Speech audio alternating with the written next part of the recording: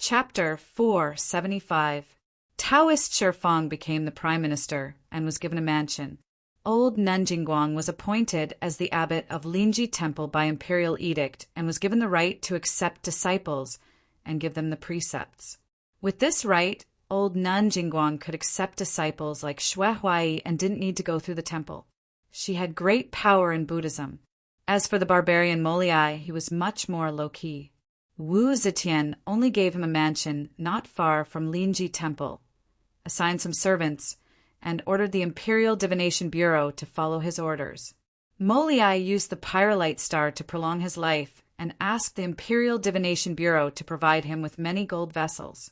At that time, gold and silver weren't the currency in circulation, but they were extremely valuable and could be exchanged for money.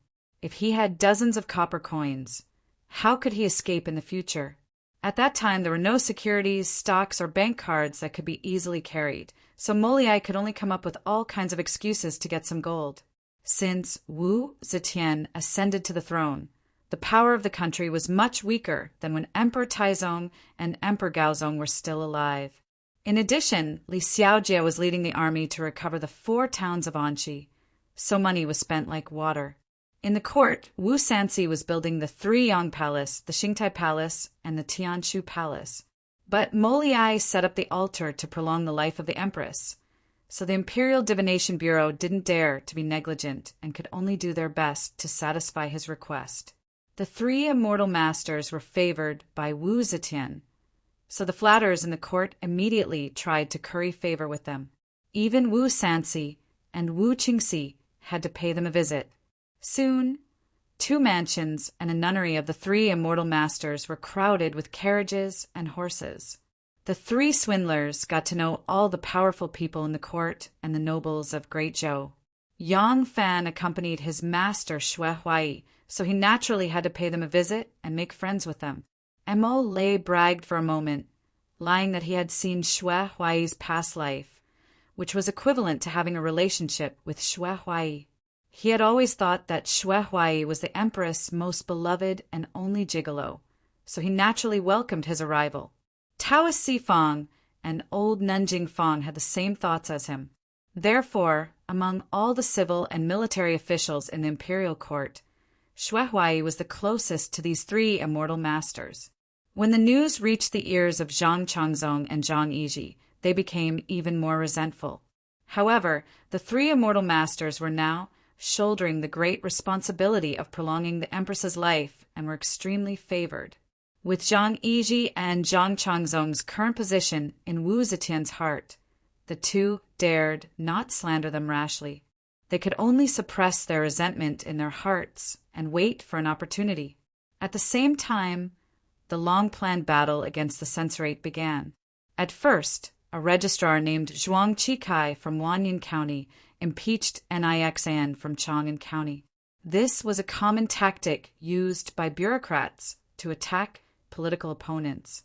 Usually, they would first use a low-ranking official as a pawn to attack a low-ranking official under the target, and the crime used would not be too serious.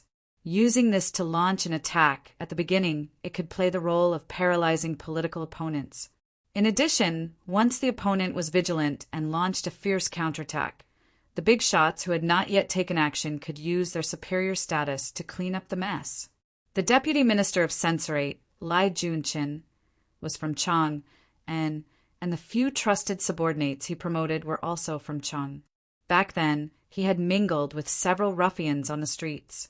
Chang, and was the place where he made his fortune, so Chang, and was the second base of the censorate after Luoyang.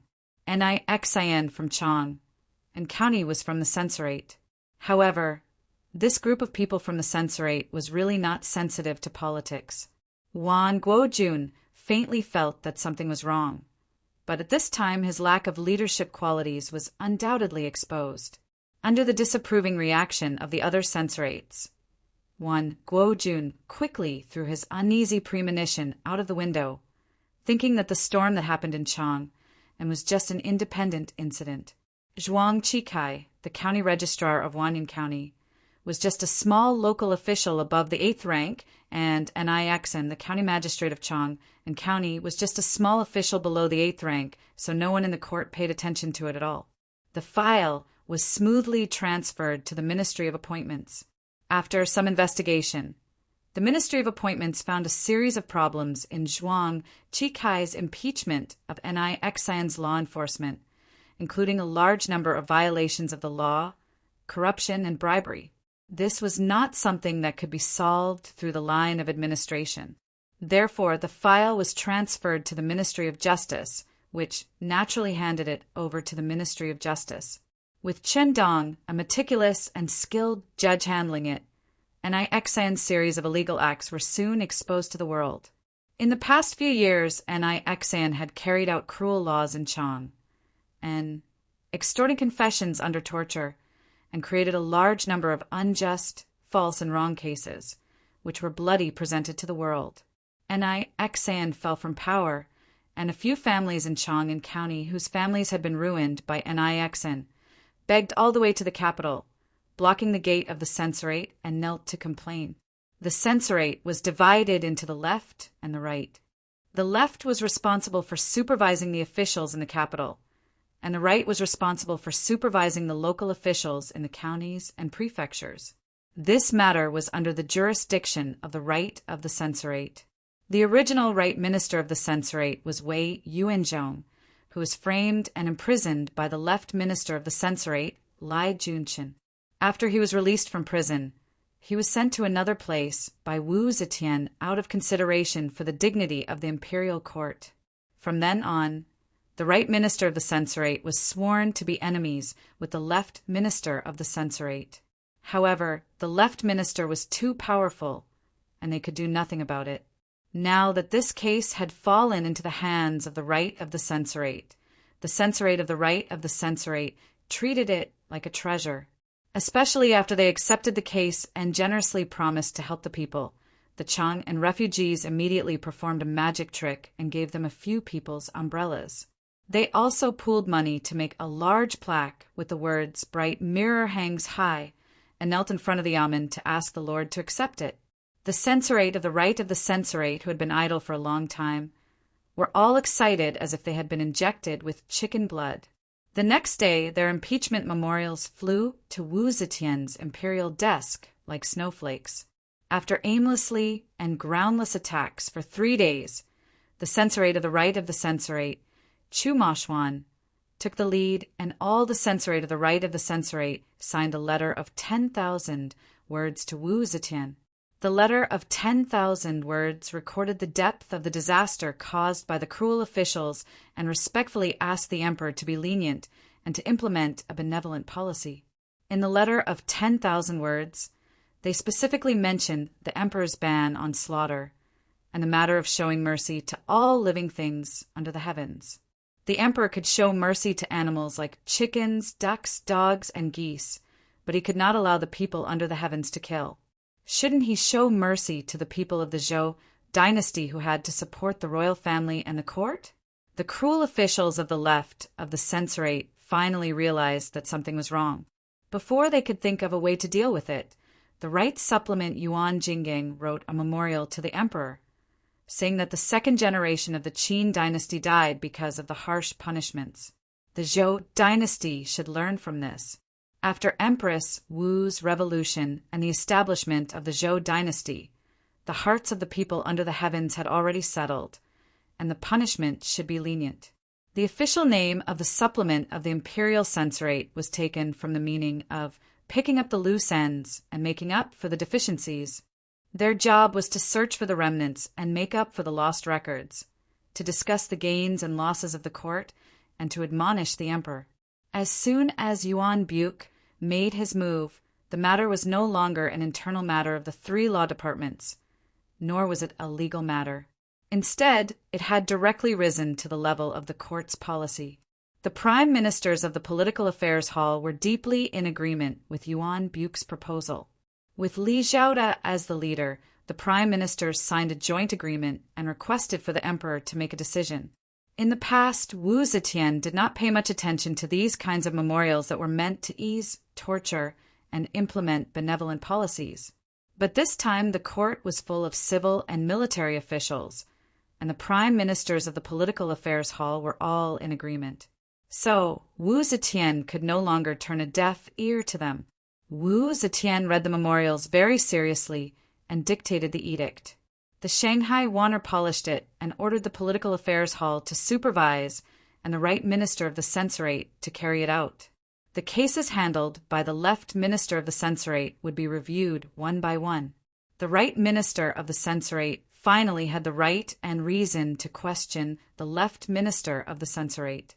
In a short period of time, even the right minister of the censorate, those who were sick, those who were on leave, and those who did not do much work because of their old age, rushed back to the Yamen.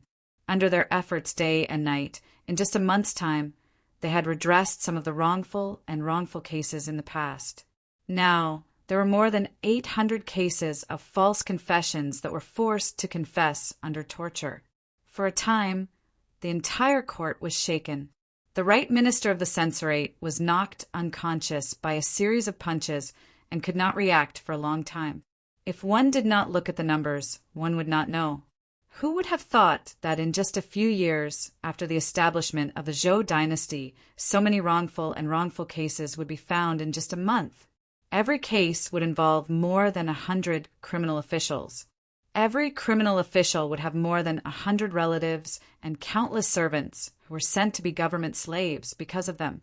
They also had their own families, so the number of officials and commoners involved was simply uncountable. Wu Zhou was like a jar of soy sauce. The surface of the jar was covered with a layer of gelatin due to the sun. It looked like a precious piece of amber, sparkling with a golden light under the sun.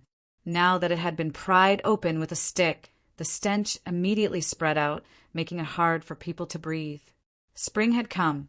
In the golden grain garden, peach, apricot, plum, and unknown wildflowers were in full bloom. Red, pink, white, and blue flowers were like a sea of colorful clouds. This was the villa area of dignitaries. The stench of spring plowing and fertilizing in the distant farmlands could not reach here. The garden was full of fragrance. In the fragrance, Yang Fan was standing under a flowering tree. In front of him was a man who was dressed as a traveler. The man was carrying a parcel on his back and holding the rein in his hand. At the end of the rein was a vigorous horse. Yang Fan's voice was a bit muffled. Mrs. Chen's body was buried in the suburb of the capital instead of the ancestral grave. Hearing the man's answer, Yang Fan's eyes turned gloomy. Although He Chi Changji had not been redressed before, similar rumors about him being wronged had long been spread among the commoners. With the spring breeze of cracking down on cruel officials, He Chi Changji's case was finally redressed. Zhou Xing, who had already died, was charged with one more crime. Although He Chi Changji had not been rehabilitated, similar rumors about him being wronged had long been spread among the commoners. After Yang Fan heard the news, he immediately told Blacktooth Changji's wife, who had just been released from prison, about Chen Niuer's cesarean section and the location of her burial. Except for Chen Niuer, Blacktooth Changji's entire family had been arrested. However, because Blacktooth Changji had died mysteriously after he was imprisoned, his official position was too high, and he was also the highest-ranking general of the Great Tang's border army. His death had attracted a lot of attention from the public. In this situation, it was inconvenient for Zhou Xing to persecute Blacktooth Changji's family. Therefore, they had been locked up in prison, but their lives were preserved. Now that Blacktooth Changji had been rehabilitated, his family was released. His legal wife had given birth to a son named Blacktooth Jun. He was appointed as the left commander of the right Bao Tao Wei Yi's mansion, who had a position but no power. He received a salary as compensation. Yang Fan told the news of Chen Niuer's death to He Chi clan. He knew that Chen Niuer must want to be buried in the ancestral grave of He Chi clan. As for being buried together with He Chi Changji, it was an extravagant hope. She was not the legal wife, so she was not qualified to be buried together with He Chi Changji. However, he did not expect that after Blacktooth Changji's wife sent people to retrieve Chen Niuer's remains from the grain cellar, she only bought a piece of land on the hill where farmers buried their relatives on the outskirts of the capital and buried her. The grave was so small that there was not even a tombstone. It was the people sent by Yang Fan who were worried that the new grave would quickly turn into an old one. At that time, it would not be easy to identify it, so they made a mark. After listening to his subordinate's report, Yang Fan was in a bad mood. However, he was powerless.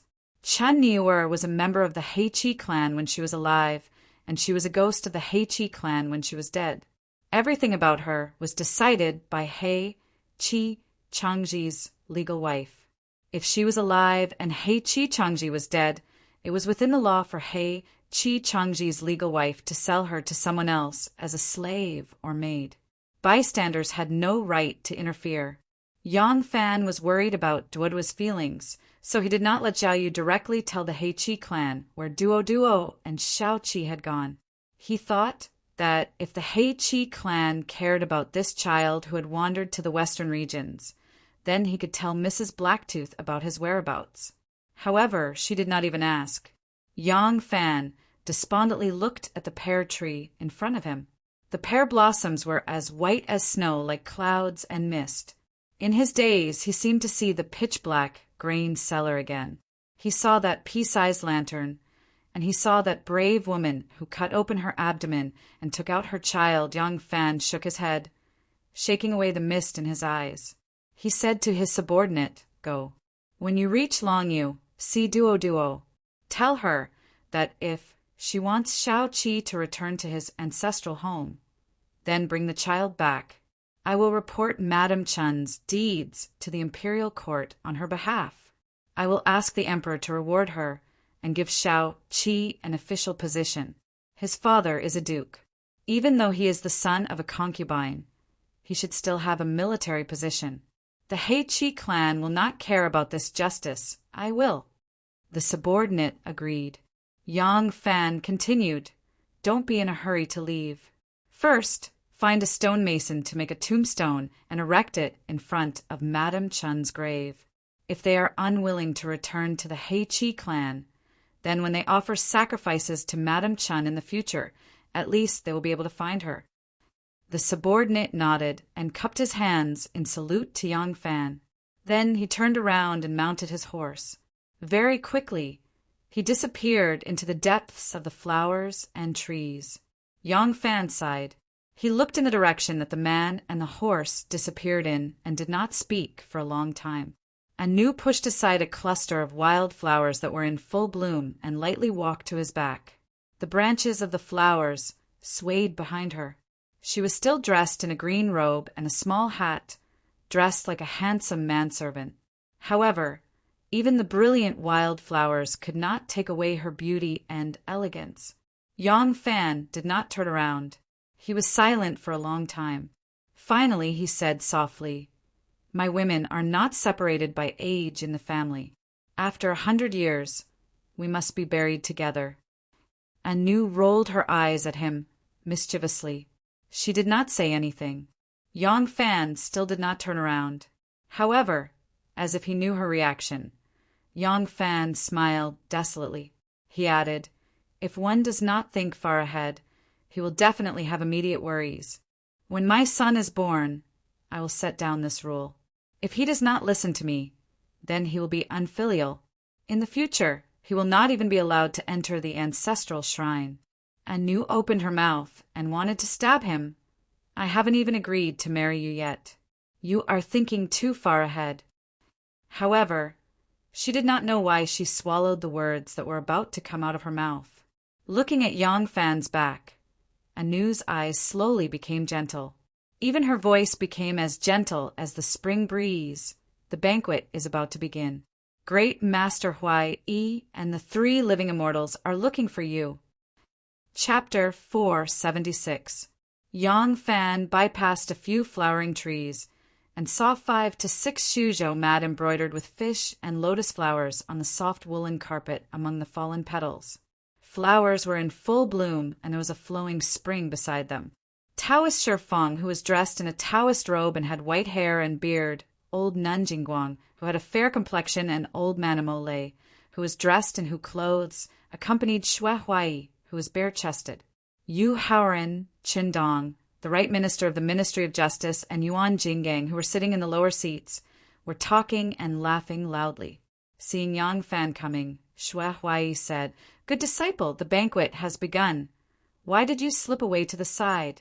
Sit down quickly and punish yourself with 3 cups of wine first." Yang Fan bowed and smiled. "Master and the 3 immortals, please forgive me. Yang Fan is busy with mundane affairs and is impolite." Old Nanjingguang smiled and said to him kindly, "Yang Langzhong is too polite. Please sit down quickly." Yang Fan was born to be popular with women. Towards this young, handsome, refined, and well-mannered young man, old Nanjingguang also found him very pleasing to the eye. Therefore, although there were many high-ranking officials and nobles that the 3 of them interacted with, old Nanjingguang was self-conscious and disdainful towards most of them, but was very kind to him. There was an empty seat under Jingguang, Shifeng, Huai, and Mole, which was the seat of the master. Yang Fan cupped his fists and smiled to everyone, then lifted his robe and sat down, like the servants brought by the others. Anu quietly stood beside the flowering tree behind them. The banquet was very sumptuous, and all the dishes were commonly seen in the high-class banquets of the great Zhou Empire, such as bright prawn roast, Red Sea roast, Ju Sheng Nu, Gui Fei Hong, sweet snow, jade dew dumplings, immortal wan, etc. There were only vegetarian dishes placed beside Taoist Shifeng and old Nanjingguang, but they were all cooked with great effort and were extremely delicious. Yang Fan borrowed Princess Taiping's manner and invited the 3 immortal masters to enjoy the spring scenery. These dishes were prepared by the famous chefs of the Princess Palace. Although Taoist Xifeng and old Nanjingguang boasted that they could abstain from eating grains, and old Nanjingguang boasted that they could not feel hungry by eating only 1 grain of rice a day, it did not mean that they could not eat. Since it was a banquet, they did not do it to fill their stomachs, but to satisfy their appetite so they could still eat some vegetarian dishes. As for meat, it was an indispensable part of the banquet. In the banquet, there were not only steamed pork with rice flour made of pork shoulder, white dragon made of Chinese perch shredded, 5 kinds of ingredients of beef, pig, bear, and deer, 5 kinds of raw marinated 5-course plate, as well as onion and vinegar chicken, civet, frog chicken, and even water refined calves simmered slowly with calves, which were fresh and delicious. Wu Zetian's ban on slaughter had little impact on the officials' families.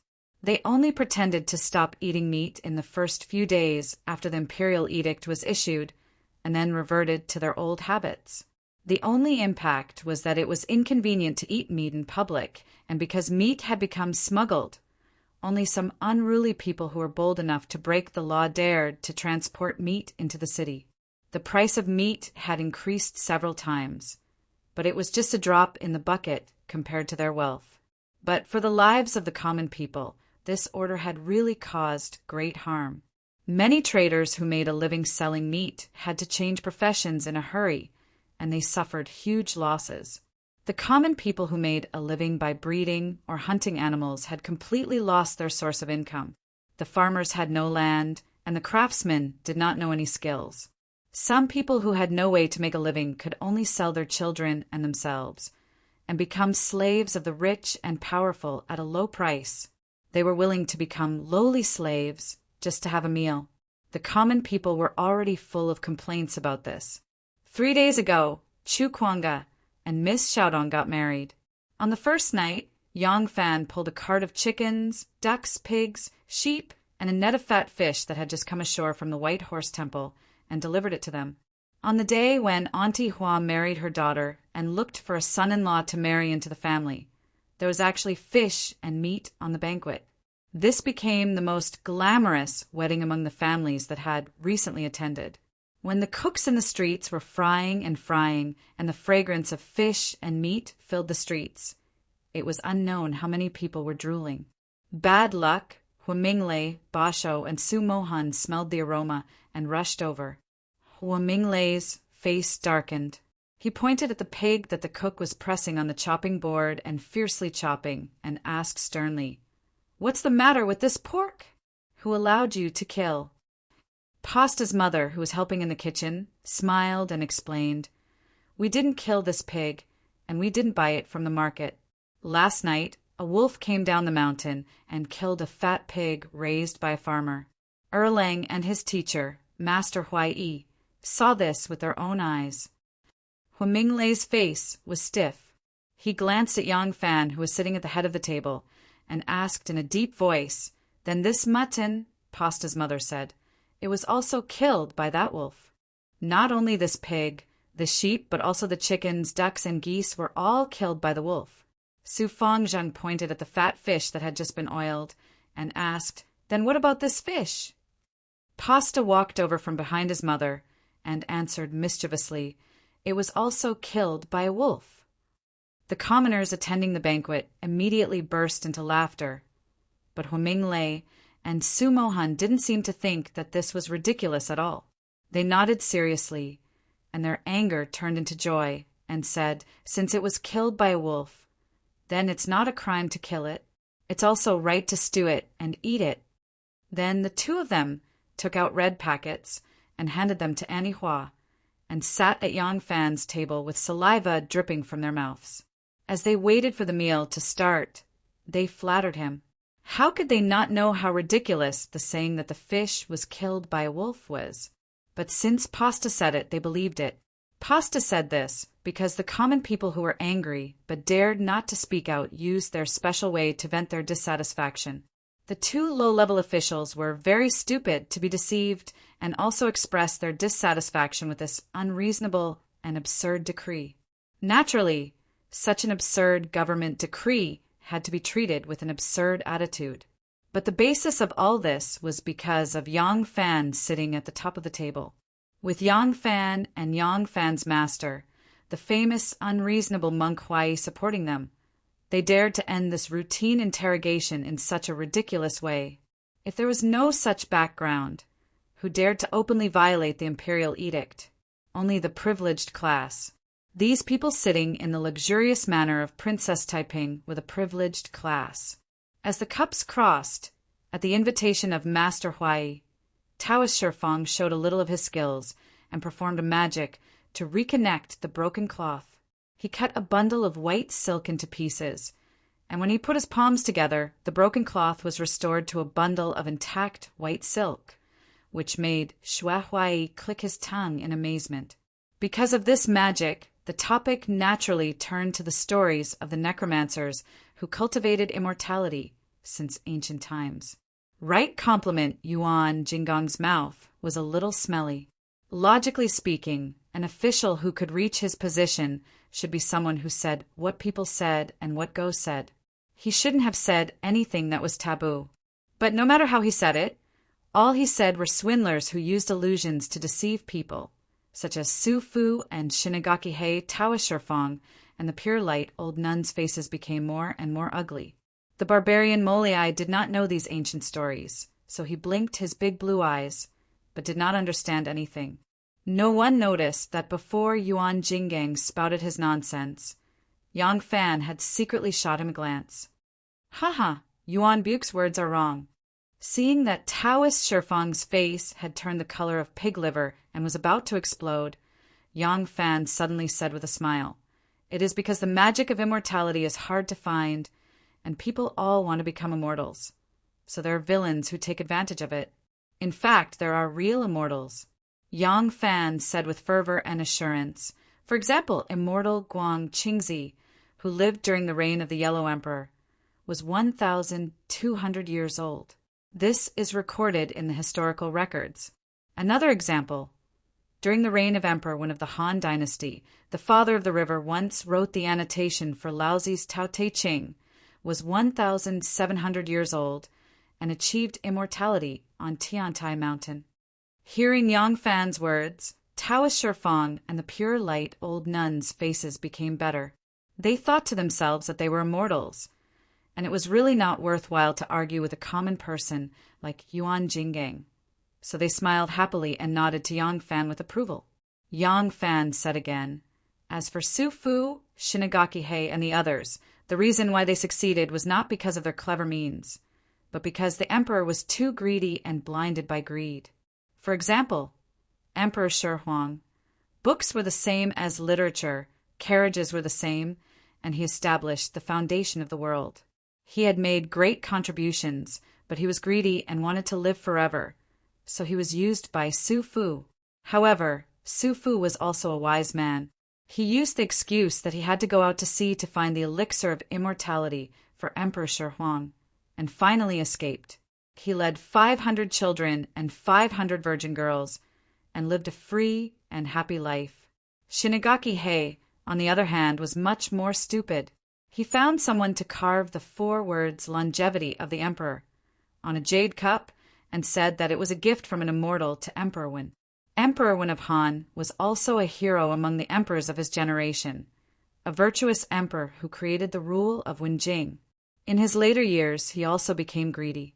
At that time, his father-in-law on the river taught him the way to rule the country, and he used Huang Lao's knowledge to establish the foundation of the Han dynasty. This was already a great contribution, but he also wanted to live forever. He couldn't get the celestial method from his father-in-law on the river, so he believed Shinigaki Hei. He actually trusted this nonsense that was full of loopholes. Shinigaki Hei gained a lot of benefits. If he had left earlier, he could have had a good death like Su Fu. However, his greed was insatiable, so Prime Minister Zhang Tsang and Yanwei Zhang Shiji monitored their actions. They found out the craftsman who carved the words on the jade cup, and in the end he ended up with the tragic fate of the 3 tribes of Yi. When the pure light old nun and Taoist Shifang heard this, their expressions became a little unnatural. Yang Fan raised his wine cup and smiled. But the emperor and the 3 immortal masters of our dynasty are different. Our emperor became the emperor with the body of a woman. This has never happened since ancient times. How can such a woman belong to the mortal world? Of course, she is an immortal who descended from heaven. And we have seen the supernatural powers of the 3 immortal masters with our own eyes. They are the real immortals, just like Guang Qingzi and Father on the river. Mo Lei was overjoyed and nodded repeatedly. Yang Langzhong, you are a knowledgeable person. The pure light old nun and Taoist Shifang's expressions became relaxed again, but Taoist Shifang's eyes were wandering. It seemed that because of Yang Fan's words, he had faintly thought of something. Yang Fan saw his reaction and was secretly happy. This Taoist is not stupid. Looking at him, he was indeed moved by my words and had the idea of imitating Su Fu. I was afraid that you would act recklessly. Since you have the idea, then I'm not afraid that you won't work for me. That young Master Jiang, who is hiding in the gutter and pretending to be a ghost, will never think that the person I am going to use to deal with him is actually a fraud. At this moment, a neigh of a horse suddenly sounded behind a cluster of flowers. The strong horse neighed and galloped, shaking off a few more petals of the flowers on the branches. Then, a minister of justice dressed in black appeared in a hurry against the falling petals. He turned over and got off the horse, walking quickly to Yang Fan and whispering a few words in his ear. Yang Fan's expression suddenly changed. Chapter 477. Several fast horses galloped out of the golden grain garden, heading straight for Luoyang. Something had happened in the capital. The series of actions against the censorate finally made the ruthless officials of the censorate realize that the recent actions were meant to deal with them. In recent months, the ruthless officials who had retracted their claws, lowered their tails, and pretended to be obedient dogs, once again revealed their sharp fangs. The first strike of their counterattack was on the Political Affairs Hall. As for the details, Yang Fan was not clear. The messenger only told him that Prime Minister Su Weiwei, Cui Yuanzong, and Zhang Shichuan had been arrested and thrown into prison. It was an unprecedented spectacle for the Prime Minister of a country to rise and fall so frequently. The Prime Minister of Wuzhou was sitting on the mouth of a volcano and could be turned to ashes at any time. Looking at the frequency of the prime ministers of the Wuzhou dynasty, it was far more frequent than the Japanese prime minister's ouster, which became a farce in the world's political arena. Moreover, most of the prime ministers of the Wuzhou dynasty were imprisoned, hanged, exiled, or demoted. The brutality of the ouster was rare in both ancient and modern times. Yang Fan galloped all the way to Luoyang.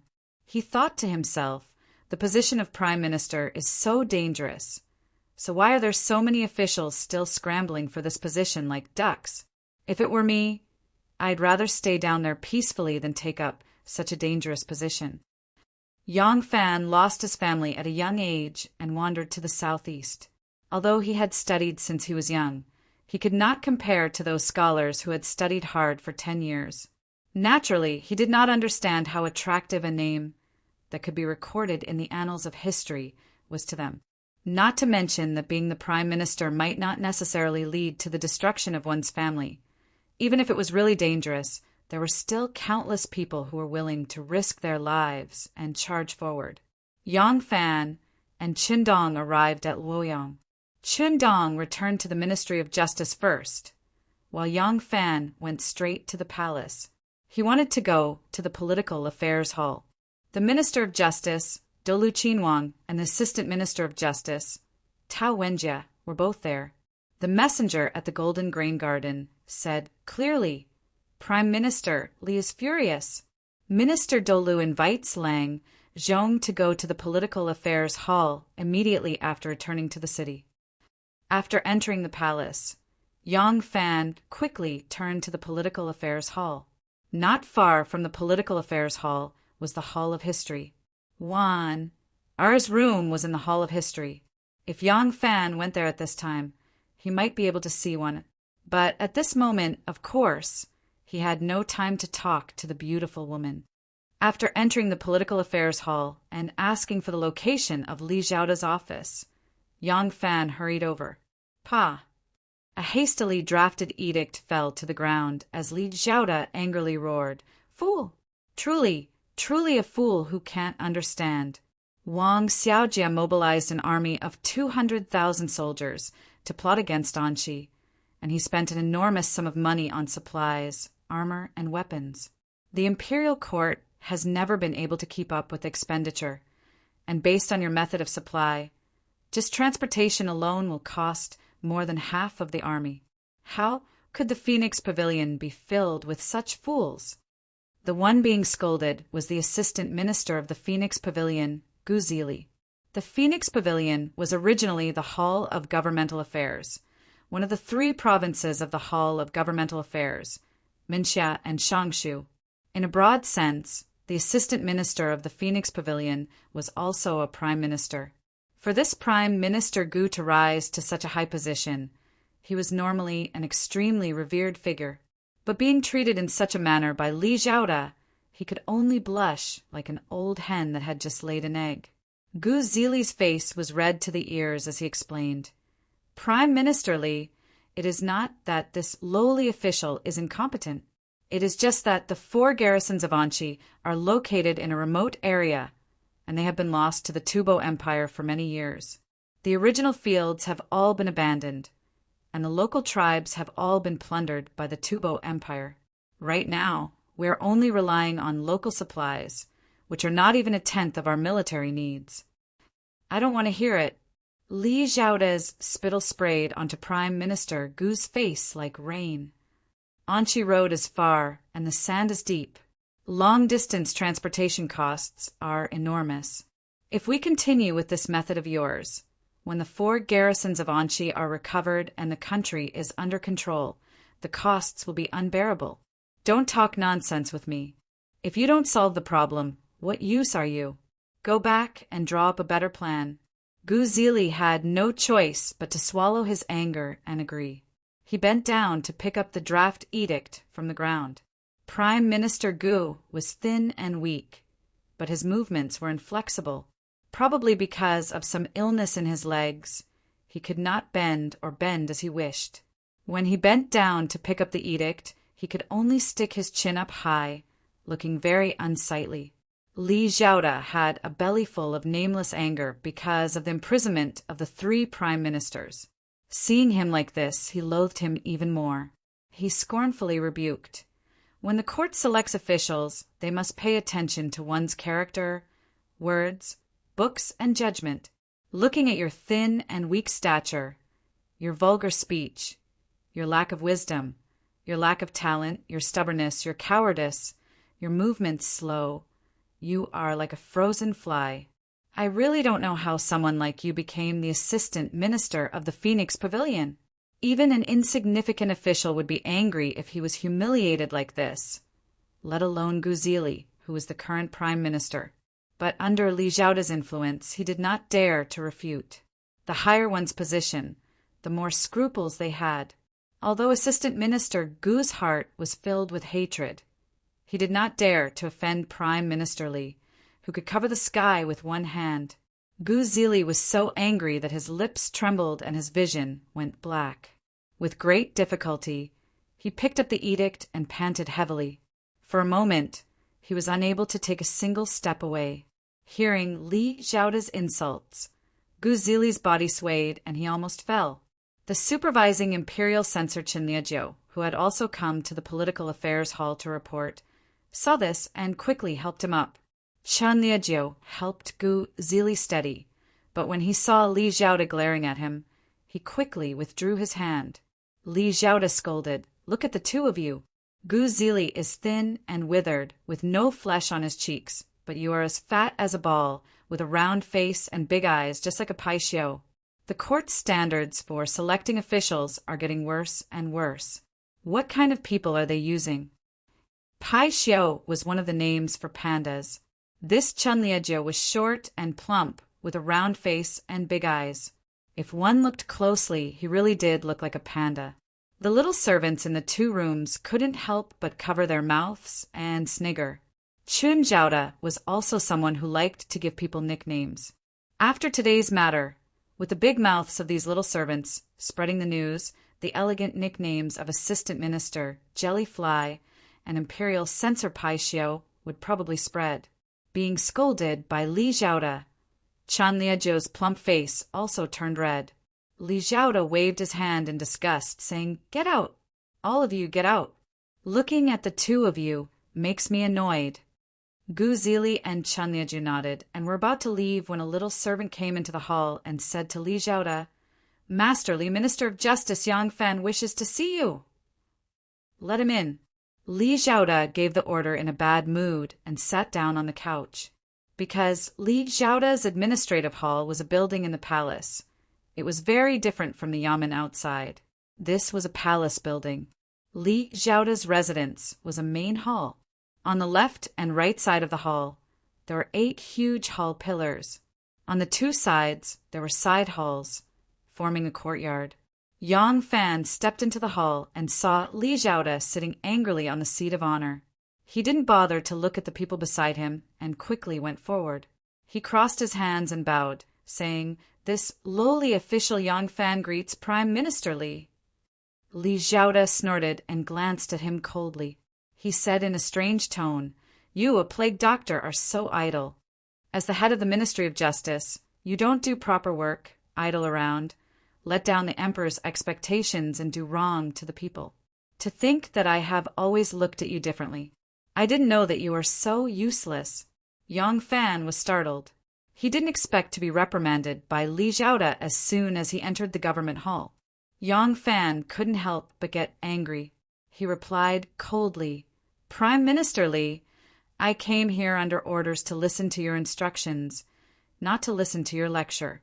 As the head of the Ministry of Justice, whether I don't do proper work, idle around, or not, will be judged by the public." In his anger, Yang Fan didn't even address himself as lowly official. Instead, he called himself Zhou. Strictly speaking, even a bricklayer could call himself a Zhou in front of a prime minister if he didn't want to bow and scrape. This wasn't considered rude, and Li Zhaoda couldn't find fault with it. Yang Fan continued, "As for whether I have let down the emperor's expectations and done wrong to the people, I don't know if Prime Minister Li can represent the emperor's wishes or the people of the world. Yang Fan didn't know how the sage would evaluate me. As for the will of the people, They all praised me as the reincarnation of justice. The plaque that was given to me by the people of Luoyang is still hanging in the yamen of the Ministry of Justice. Prime Minister Li, do you want to take a look? Hearing this, Li Xiaoda flew into a rage. He slammed the table and shouted, "Yang Fan! How dare you speak to me like this?" Yang Fan laughed and said, "I'm not as powerful as Prime Minister Li. This is the government hall, the heart of the country's secrets, and Prime Minister Li is the Prime Minister of the country. In this dignified place, you call me by my nickname. I have my own surname. How can you call me Dr. Pestilence in this dignified place? I've always been like this in front of the sage, Master Di, Princess Taiping, Prince Liang, and Prince Wei. I didn't know that Prime Minister Li was so powerful. If Prime Minister Li summoned me today just to show off, then I'm sorry. I still have many official matters to attend to. I'll take my leave now."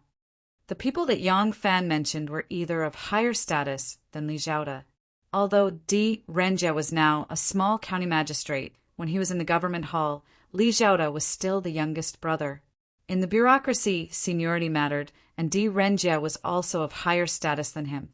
Assistant Minister Gu and Censor Qin, who deliberately slowed down their footsteps and listened to the movements behind them, looked at each other in shock. This young Langzhong was really bold. Nowadays, all the civil and military officials in the court trembled with fear and respect when they saw Li Xiaoda, but a mere assistant minister like him dared to be so arrogant. Speaking of which, it was because he had a strong backer. In fact, even Yang Fan's backers wouldn't dare to be so rude to Li Xiaoda, who was full of righteousness.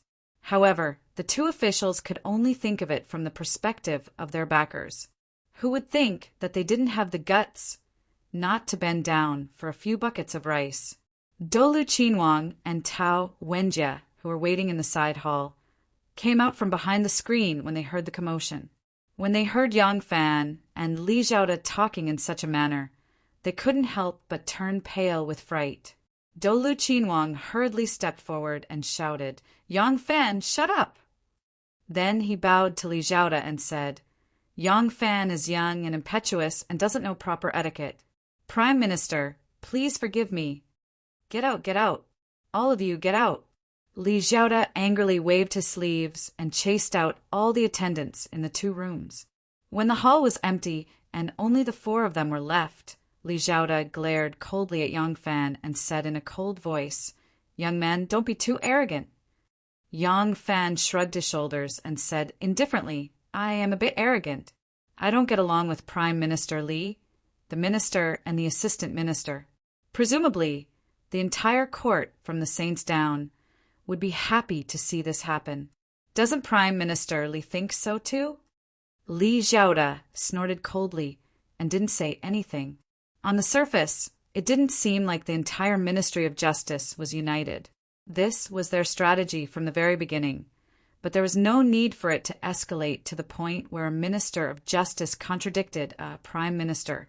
Everything that happened today wasn't part of their plan. Li Xiaoda had a straightforward personality. Perhaps because he was born of a concubine and had received some unfair treatment in his early years, he always had a bit of an extreme and unkind temperament in his bones. Back when he was still a junior in the political affairs hall, he dared to ridicule Lu Shirda, who was an elder and had just made a great contribution. Now he was even more so. When he was reprimanding Yang Fan, it was indeed because he was angry and didn't care about other people's dignity. As for why Yang Fan opposed him, it was because they had an agreement beforehand and he wasn't afraid that Li Xiaoda would really fall out with him. However, it was also because he was really disgusted by Li Xiaoda's domineering attitude. Ever since Li Xiaoda monopolized the political affairs hall, the unsociable, arrogant, mean and merciless character that was hidden deep in his bones became increasingly obvious. Now, Li Xiaoda considered everyone beneath his notice and acted arbitrarily. For a short period of time, this image of a solitary official could ensure that he could be unscrupulous no matter who he faced. However, in the long run, it wasn't a good thing. When Yang Fan and the hidden sect were considering the officials in the court who they could ally with, they had already listed this person as a person that they couldn't associate with. Therefore, when Yang Fan used this as a pretext to purposely let others see that he wasn't on good terms with Li Xiaoda, it was also because of Yang Fan's far-reaching considerations. Li Xiaoda's faction is now an ally, but they definitely can't be true comrades. Why are you mingling with Taoist Sifang and old Nanjingguang? Li Xiaoda was a true disciple of the Confucian school and a pious disciple of the sage. He didn't care about those so-called gods and monsters. Once the conflict was revealed, he asked with displeasure. Yang Fan ridiculed. This matter doesn't seem to conflict with our objective. This lowly official heard that the 3 grand chancellors were imprisoned, so I hurried back to the capital city. It seems that Minister Li isn't anxious about this matter and actually has the leisure to inquire about this Yang's friendship. Li Xiaoda snorted heavily as he was asking for a snub again. As the saying goes, a barefooted person isn't afraid of a shoe-wearing person. He wouldn't be able to gain the upper hand in a quarrel with Yang Fan as the disparity between their statuses was too great. Yang Fan didn't need anything from him, and the few influences behind him didn't fear him either. He couldn't do anything to Yang Fan, and if there was any quarrel, it would actually help Yang Fan to increase his prestige. Lu Qinhuang quickly changed the topic and said, "The people from the Imperial Censorate have started to retaliate. I didn't expect that after Lai Junchen left, they are still so vicious when it comes to biting people. In just a short while, 3 grand chancellors were imprisoned and the entire court was shaken. I called you here to discuss how we should deal with this." Yang Fan frowned and asked, "Why were the 3 grand chancellors imprisoned?" Lu Qinhuang let out a bitter laugh and wanted to say something, but stopped. Watching them quarrel fiercely, Tao Wenjie sat at the side and smiled without saying a word. He was Princess Taiping's man, not Li Xiaoda's faction, and he couldn't wait to see them suffer a setback. Hearing Yang Fan's question, Tao Wenjie interrupted. "This time the matter is very tricky. The Imperial Censorate has conclusive evidence in their hands, and both witnesses and material evidence have been presented to the Emperor." Tao Wenjie explained in detail. Yang Fan listened carefully and finally understood the reason behind it. So the cause of this incident was the Grand Chancellor Zhangxi. The Grand Chancellors of the Political Affairs Hall were each in charge of an errand. For example, Su Wei was in charge of the judiciary, while she was in charge of the selection of the celestial officials, and was in charge of the selection of officials. To put it bluntly, he was in charge of the appointment of officials, and the corresponding yamen was the Ministry of Appointments. This position had a lot of power, and the official in charge of personnel had always been popular since ancient times. A few officials with similar qualifications and popularity competed for the same lucrative position, and in order to obtain his approval and support, they would bribe him. In the beginning, he was still restrained and careful in his actions, but later he gradually became unscrupulous. He walked too much at night, and eventually encountered a ghost, and the people of the Imperial Censorate got hold of him. Now that the Imperial Censorate was attacked, they used this incident as a weapon to attack the civil officials. As for Su Wei and Cui Yuanzong, they were an unexpected harvest. The people of the Imperial Censorate did not expect to be able to fish out 2 big fishes. If they knew from the beginning that these 2 grand chancellors were also involved, they might have used this incident as a bargaining chip to seek reconciliation with the Political Affairs Hall. In the end, she was also a person without a backbone. He was afraid of suffering physical pain, and besides, the evidence was conclusive, and he could not defend himself. But the crime of corruption could not take his life. After weighing the 2 factors, as soon as he entered the censorate, he confessed everything, like pouring beans out of a bamboo tube. He even confessed Su Wei and Cui Yuanzong. Su Weiwei and Cui Yuanzong were both prime ministers, and some of their official powers overlapped with his. She had received benefits from them, so if he wanted to do things properly, he couldn't do without Su Weiwei and Cui Yuanzong's help. So he wanted to drag them down. Su Weiwei's character has always been ambiguous, and she is unwilling to offend anyone. Cui Yuanzong has just become a prime minister, and his foundation is still shallow, so it is impossible for him to offend Jiangxi. The two of them can only push the boat along with the current. Speaking of which, the two of them didn't get much benefits, and they didn't directly intervene in Jiangxi's affairs. They just turned a blind eye to some of his actions.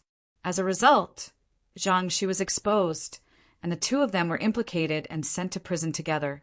Yang Fan's frown deepened as he listened. Since the censorate has witnesses and material evidence, I'm afraid it will be as difficult as ascending to heaven to rescue the 3 prime ministers. Li Xiaoda's face was gloomy. Why do such a futile thing? Su Weiwei was promoted by Di Renjie, so he can say that it was none of his business. But Cui Yuanzong and Zhang Shi were promoted by him. Now that the two of them have committed a crime, he is responsible for failing to recognize people and recommending them wrongly. Even if the Empress doesn't punish him, he will still lose face. Li Xiaoda's cheeks bulged. Gritting his teeth, he said, "These people don't know how to behave, so they only have themselves to blame. Now that the evidence is conclusive, how can we save them? If we compromise, the ruthless officials will become even more powerful, and they will become a great scourge in the world." He coldly glanced at the 3 people in front of him and said, "For the righteousness of the court and to eradicate evil, why should we cherish our lives?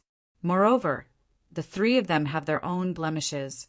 I called you here because I want to ask, other than using people to impeach and beating around the bush, do you have any methods to directly attack them?" Dou Lu hurriedly said, "According to the original plan, the specific measures are the responsibility of Yang Longzhong."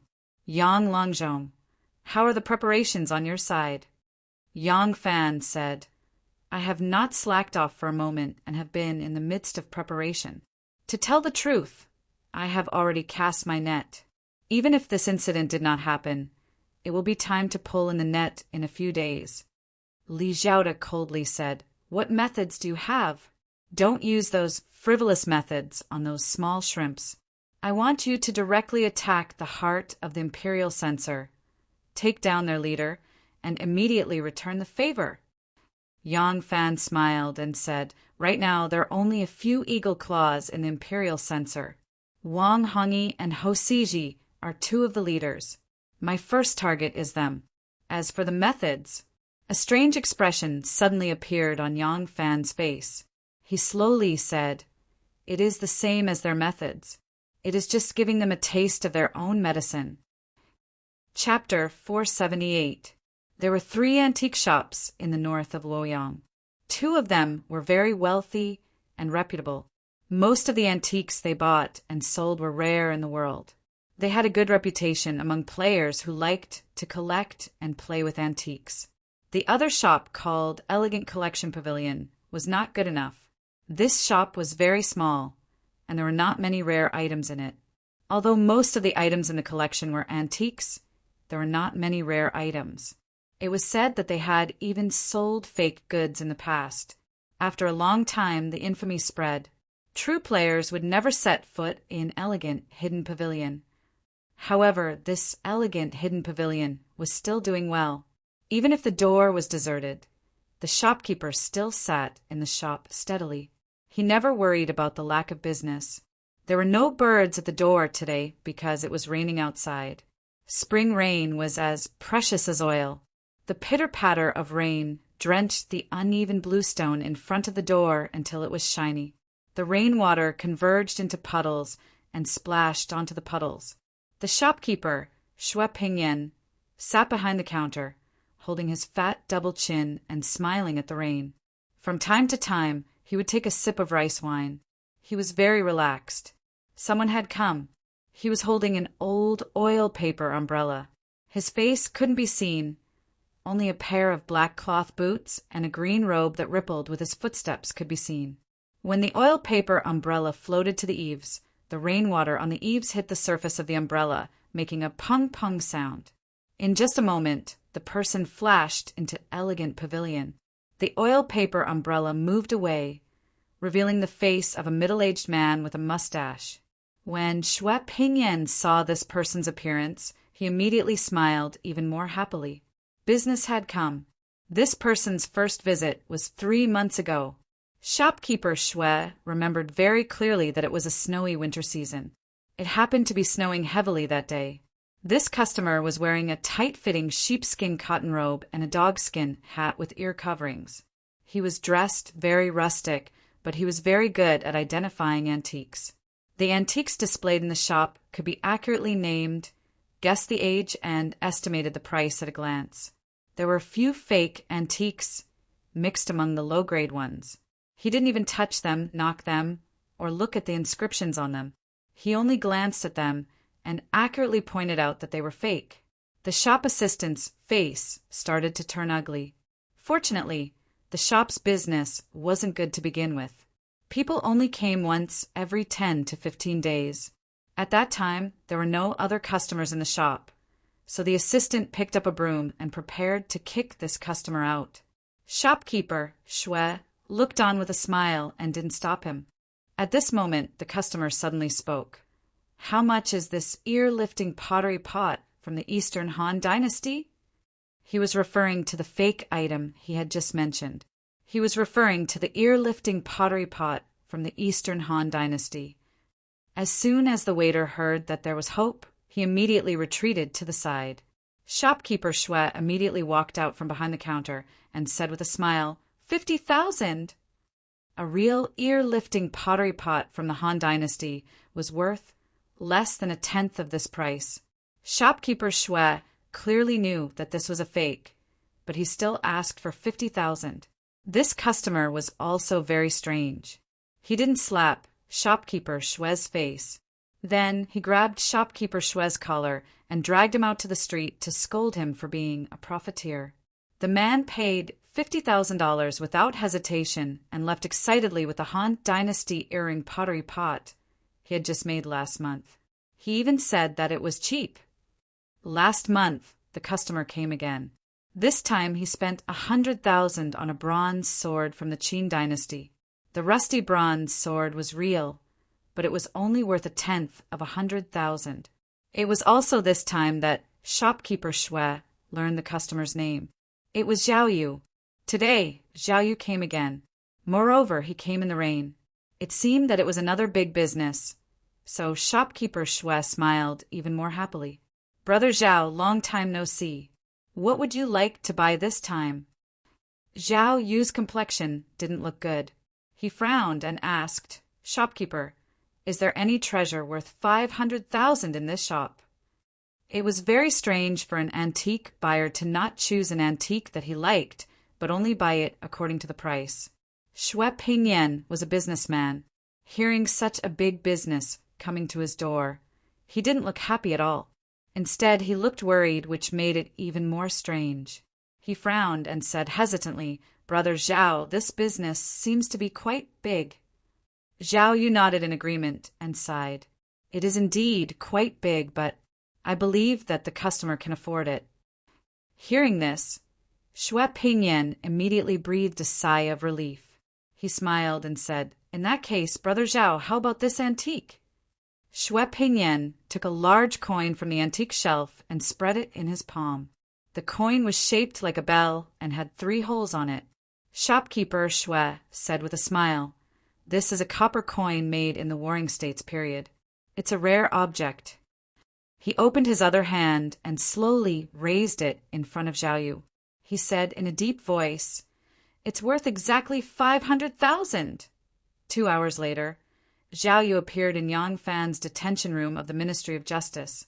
Before he arrived, Yang Fan was watching the rain from the window. The rain fell on the newly grown leaves of the osmanthus tree. The leaves were bright green and pleasing to the eye. The trunk was thick and strong. This osmanthus tree was more than 100 years old. It was said that this osmanthus tree had been planted here since the founding of the Sui dynasty. Now that the Sui dynasty had been destroyed, the talented and bold Emperor Wen of Sui and the ambitious Emperor Yang of Sui had become a symbol in the pile of old papers. But the osmanthus tree was still alive and well, and even stronger than before. As soon as Zhao Yu arrived, Yang Fan closed the window. The handsome manservant, Anu, who had been leaning against him and watching the rain, also quietly retreated. She stood under the dripping eaves of the door and continued to watch the rain. With her there, no one could eavesdrop on the conversation in the room. In the room, Yang Fan and Zhao Yu sat opposite each other. Yang Fan said, "Have you found out everything?" Zhao Yu smiled and said, "With me around, you can rest assured." He reached into his bosom and took out a tightly bound oiled paper bag.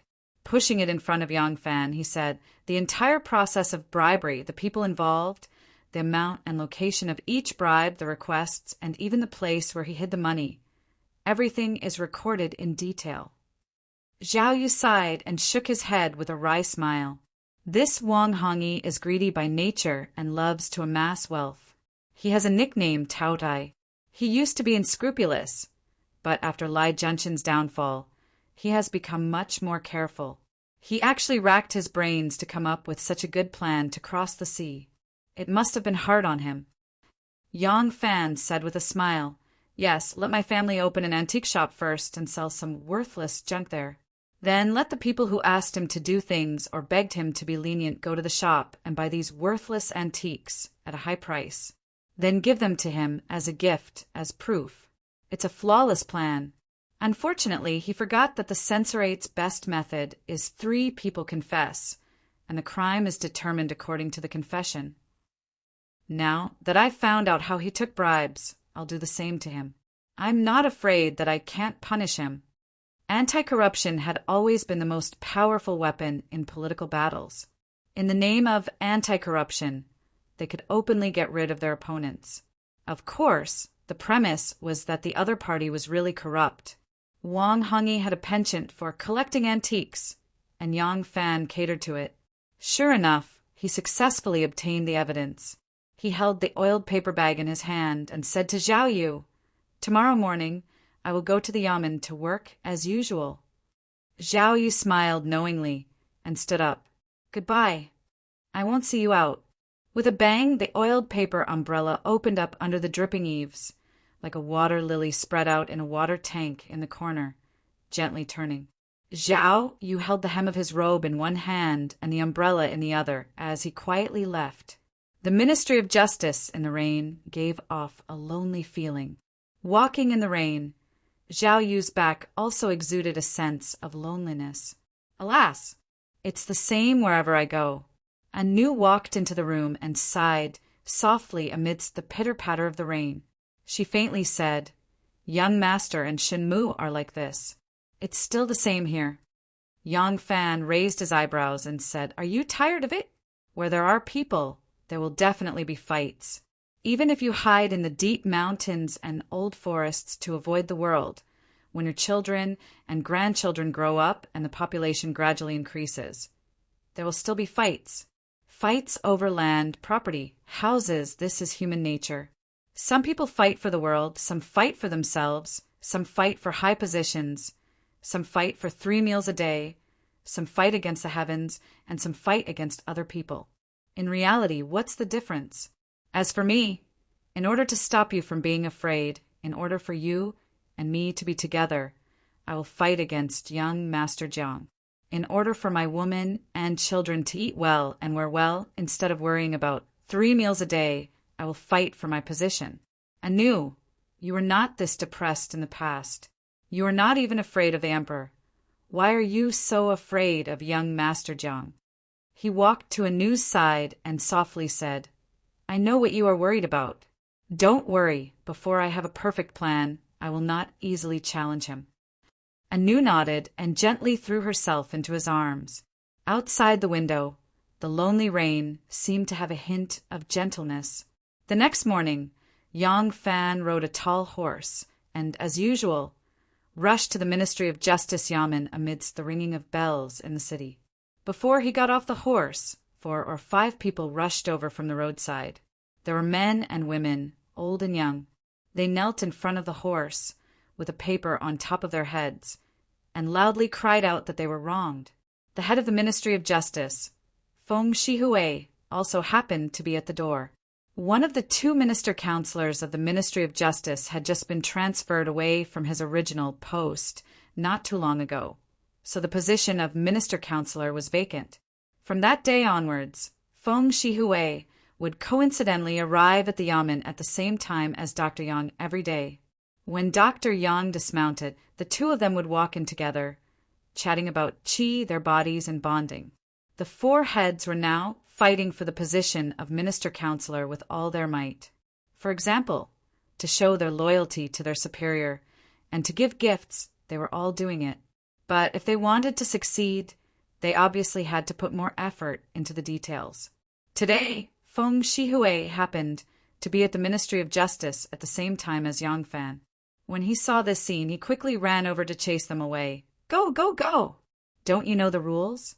What kind of case can go beyond the prefectures and counties? Even if it involves hundreds of officials, you should go to the censorate. This is the Ministry of Justice. How can our Yang Longzhong accept your messy complaints? The leader, an old man, cried out. This old man is suing an official in the imperial court. The Luoyang prefecture can't accept him. But this old man can't go to the censorate either, because this old man is suing an official of the censorate. I beg Yang Qingtian to redress the grievances of this lowly commoner, to uphold justice for this lowly commoner. Chapter 479. The prison of the censorate was empty, and the overcrowded scene was gone. There were only 3 people locked up in the entire prison, but these 3 people were still very important people. The censorate only caught big tigers, and the commoners were not qualified to be locked up in this place. The 3 people were Prime Minister Su Weiwei, Prime Minister Zhang Shi, and Prime Minister Cui Yuanzong. Cui Yuanzong sat there dumbfounded. It had been less than half a year since he became Prime Minister, and he was already in prison. In the end, he could not escape the curse of the Prime Minister of the Zhou dynasty.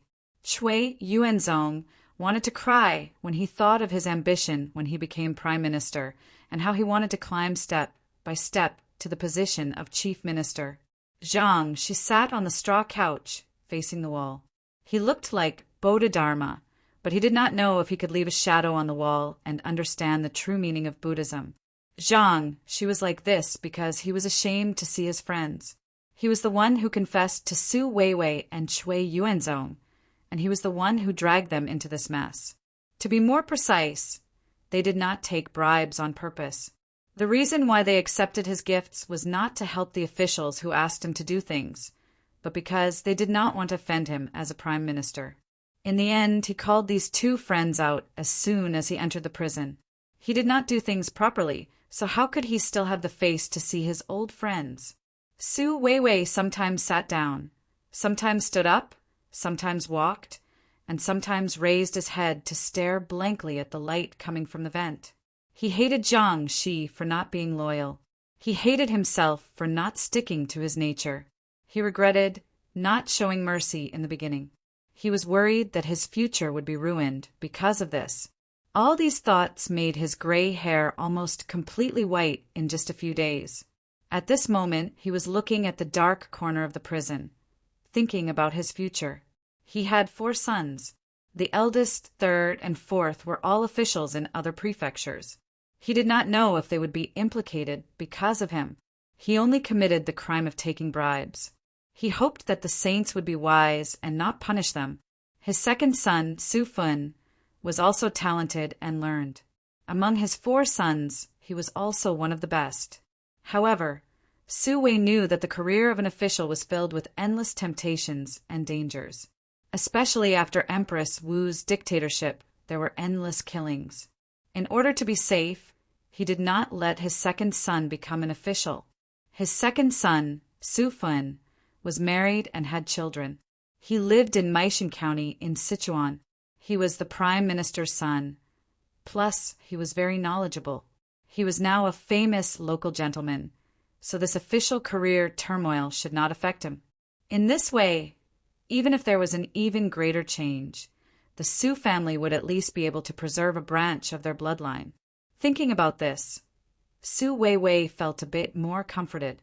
However, just as he was feeling gratified, He suddenly thought of his brother Su Weixian and couldn't help feeling a bit miserable. Su Weixian was his brother. The age gap between the two brothers was very big. Their father died early. He raised this younger brother like a brother, and also like a father. He also taught him knowledge. Now he was an official to wash the horses of the crown prince. It could be said that he did not let his deceased parents down. He was very protective of this younger brother. But since he became the prime minister, the two brothers instead became more and more distant. Because Su Weixian saw that his older brother became the prime minister, he often asked him to do some unreasonable things. Every time Su Weixian refused, Su Weixian would become angry out of humiliation. Not only did he throw and beat his older brother, he even spoke ill of him. Su Weiwei always did not feel disobedient. He pampered his younger brother very much. It could be said that he fulfilled his role as an older brother. Now that he was in prison, Wei Xian still did not come to visit. Perhaps it was because the supervision of the council was strict and did not allow family members of the officials to visit. However, 3 meals a day were sent by his own servants, and Wei Xian did not do anything. How could Su Weiwei not know that his younger brother was angry at him, to the point that he did not care about his brotherly relationship? Thinking about it, he could not help but feel sad. This official position, to be in fear, to not get along with each other, it was so boring. Su Wei was moaning and groaning as he walked and stopped. He seemed to be at a loss. Wang Desho, who was patrolling inside the prison, saw everything. Wang Desho used to be a judge of the imperial censorate. Last time when Di Renjie and the other 6 high-ranking officials were imprisoned, Wang Desho was envious when he saw other people using the case as an excuse to get promoted. He wanted Di Renjie to use other officials as a stepping stone for his own promotion. Who would have thought that Di Renjie would be so fierce? He hit his head on the pillar to show his determination, which scared him so much that he wet his pants. After Di Renjie and the others were acquitted, some of the imperial censors who were promoted through torture were exiled to the desolate border. He, who did not get promoted, escaped this disaster, but he was demoted from a judge to a prison official. Wang Desho watched the reactions of the 3 prime ministers coldly. He saw them one by one, and secretly remembered them. For many years, the imperial censor had been deceiving the superiors and the subordinates, which made the empress vigilant. This time, when the 3 prime ministers were sent to prison, the empress specially summoned him, the criminal official, to closely monitor the movements in the prison. Not only did he want to see how Wan Guojun and the others interrogated the 3 prime ministers, he also wanted to observe the reactions of the 3 prime ministers in prison. Wang Desho knew that this was a great opportunity for him to be reinstated, and he was very excited. Now that he was the emperor's secret agent, his heart was completely on the emperor's side. Su Weiwei sighed as he thought about his future, his brothers, and his son. He sighed again and again, feeling very regretful.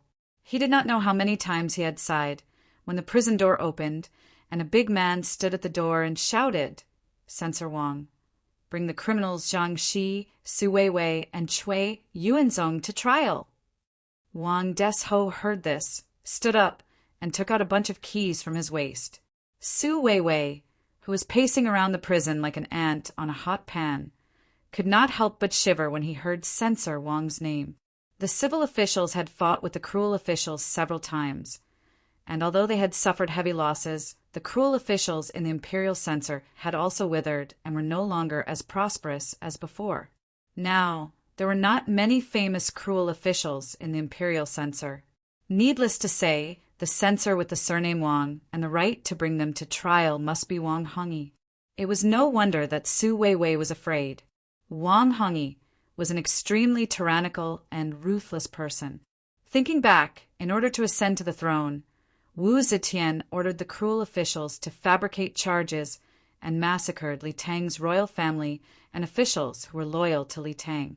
At that time, Lai Junqin concocted evidence and accused the Xingzhou military governor, Wang Anren, of treason.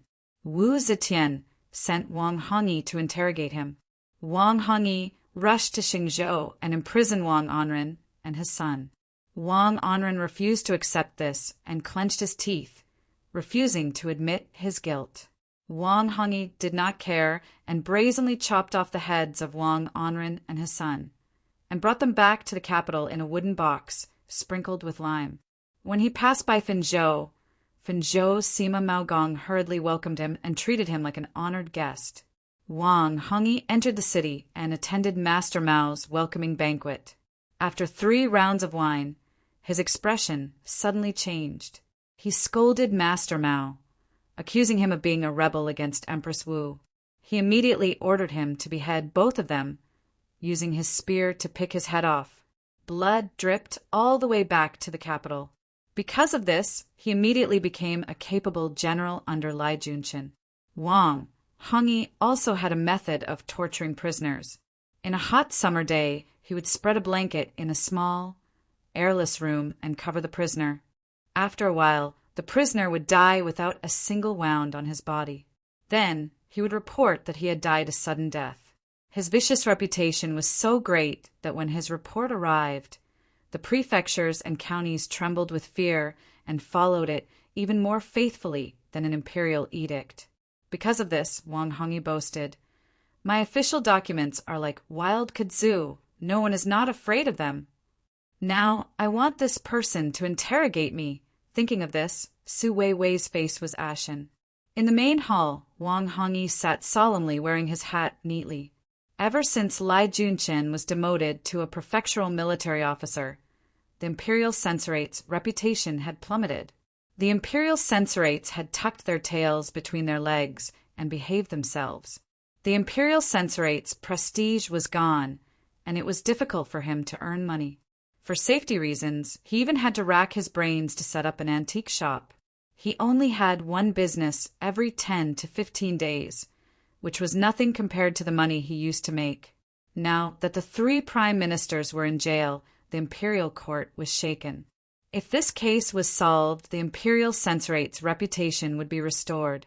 Wan Guojun had secretly instructed him, "The Son of Heaven is old, his jealousy is stronger than before. You must think of a way to turn this corruption case into a case of rebellion. As long as it involves rebellion, the Son of Heaven will be alarmed and will put the censorate in an important position." The reason why he was asked to interrogate the 3 prime ministers was because of his vicious reputation. Wan Guojun wanted to borrow his reputation to intimidate the 3 prime ministers into giving him the confession he wanted. "Bring the criminal." Wang Hongyi slammed the gavel and was in high spirits. At this moment, a group of people suddenly appeared at the entrance of the council chamber. There were 20 armed men with knives and 20 armed men with spears and sticks. They wore black scarves with feathers on their heads and wore blue uniforms with red edges. They wore black boots. There were 2 banners in front of them and 3 men on horses. They formed a triangular formation and went straight to the entrance of the council chamber. The guards at the entrance saw them and stepped forward to stop them. They shouted, "This is the council chamber of the imperial censorate. Who dares to trespass?" The man in the middle of the 3 horses was full of heroic spirit. On the horse behind him, a green-robed official raised a yellow scroll and shouted, "The Ministry of Justice is here to arrest someone. Whoever dares to stop you, stand down." The guards were shocked. Seeing the glistening yellow scroll in his hand, they thought he would not dare to fake an imperial edict, so they had no choice but to withdraw in fear. 3 horses led dozens of servants, and unexpectedly they broke into the censorate courtyard. The officials in the censorate chamber saw this scene and did not know what was going on, so they followed behind them to watch. Not long after, more and more people came to the censorate chamber. There was a low-ranking official who ran out in a hurry. He did not even have time to put down the brush in his hand. It was quite funny. This was Yang Fan's 2nd time entering the Senate. The last time he came here as a prisoner. This time he was followed by officials carrying shackles and iron shackles. But this time he was the judge who came to arrest him. Yang Fan rode his horse straight into the censor's courtyard. Only when he reached the yamen did he flip over and dismount his horse. Placing his hands behind his back, he glanced at the man on his right. Beside Yang Fan were Feng Shihui, the head of the Ministry of Justice, and Yuan Han, the head of the Ministry of Justice. Yang Fan glanced at them. Yuan Han immediately shouted to a low-ranking official, "We are here to arrest someone. Where is the imperial censor Wang Hongyi? Ask him to come forward and answer." The low-ranking official's face changed. Imperial censor Wang is interrogating 3 criminal officials. Yang Fan smiled. Where is he interrogating? Yang Fan smiled. The low-ranking official looked at him and felt a chill in his heart. His hand trembled and the brush in his hand fell to the ground. He didn't recognize that this chilling official with a cold smile was the disheveled and dirty Yang Langjiang from the Imperial Censorate. The low-ranking official pointed forward while trembling with fear. Yang Fan turned his head to look, and with a shake of his chin, dozens of ferocious bailiffs pounced on him. Chapter 480. Officials like you have the Emperor's great favor and enjoy the people's blood and sweat. Instead of thinking of serving the court, you actually take bribes, bend the law, and wantonly amass wealth. All kinds of shameful conduct are shameful. Do you know your crimes now? Wang Hongyi's face was full of righteousness, and his words were stern. Those who didn't know his background would have a good impression of him after hearing these sonorous and forceful words. If this kind of person wasn't an honest and upright official, then who was? Zhang Shi, Su Weiwei, and Cui Yuanzong all blushed at his question and couldn't help but lower their heads. Ever since the Eastern Palace's surrender case, the emperor didn't believe cases of rebellion so easily. It was too difficult to forcefully turn a case of embezzlement into a case of rebellion. Wang Hongyi didn't have Lai Genshin's methods and scheming. Just thinking about this matter gave him a headache. Before he could think of a proper reason, this case had to be dragged on and couldn't be easily closed. Thinking of this, Wang Hongyi coughed and said, Zhang Shi, you've been in charge of the selection of heavenly officials for many years. When did you start accepting bribes? Which officials were promoted because they promised you benefits? Hurry up and confess. Zhang Shi raised his head in alarm and said, The criminal official has already confessed. Wang Hongyi laughed coldly and said, There are only a dozen or so people on the list of names you confessed. Could it be that you've only accepted benefits from these few people these past few years? Zhang, she stammered, some are just favors, gifts from friends. Even if they didn't give gifts, they should still be promoted. Wang Hongyi slammed the gavel and shouted, Whether they should be promoted or not, there will be a public opinion. You only need to tell us who you've received benefits from since you became the selection of heavenly officials, so that you won't have to suffer physical pain. Humph!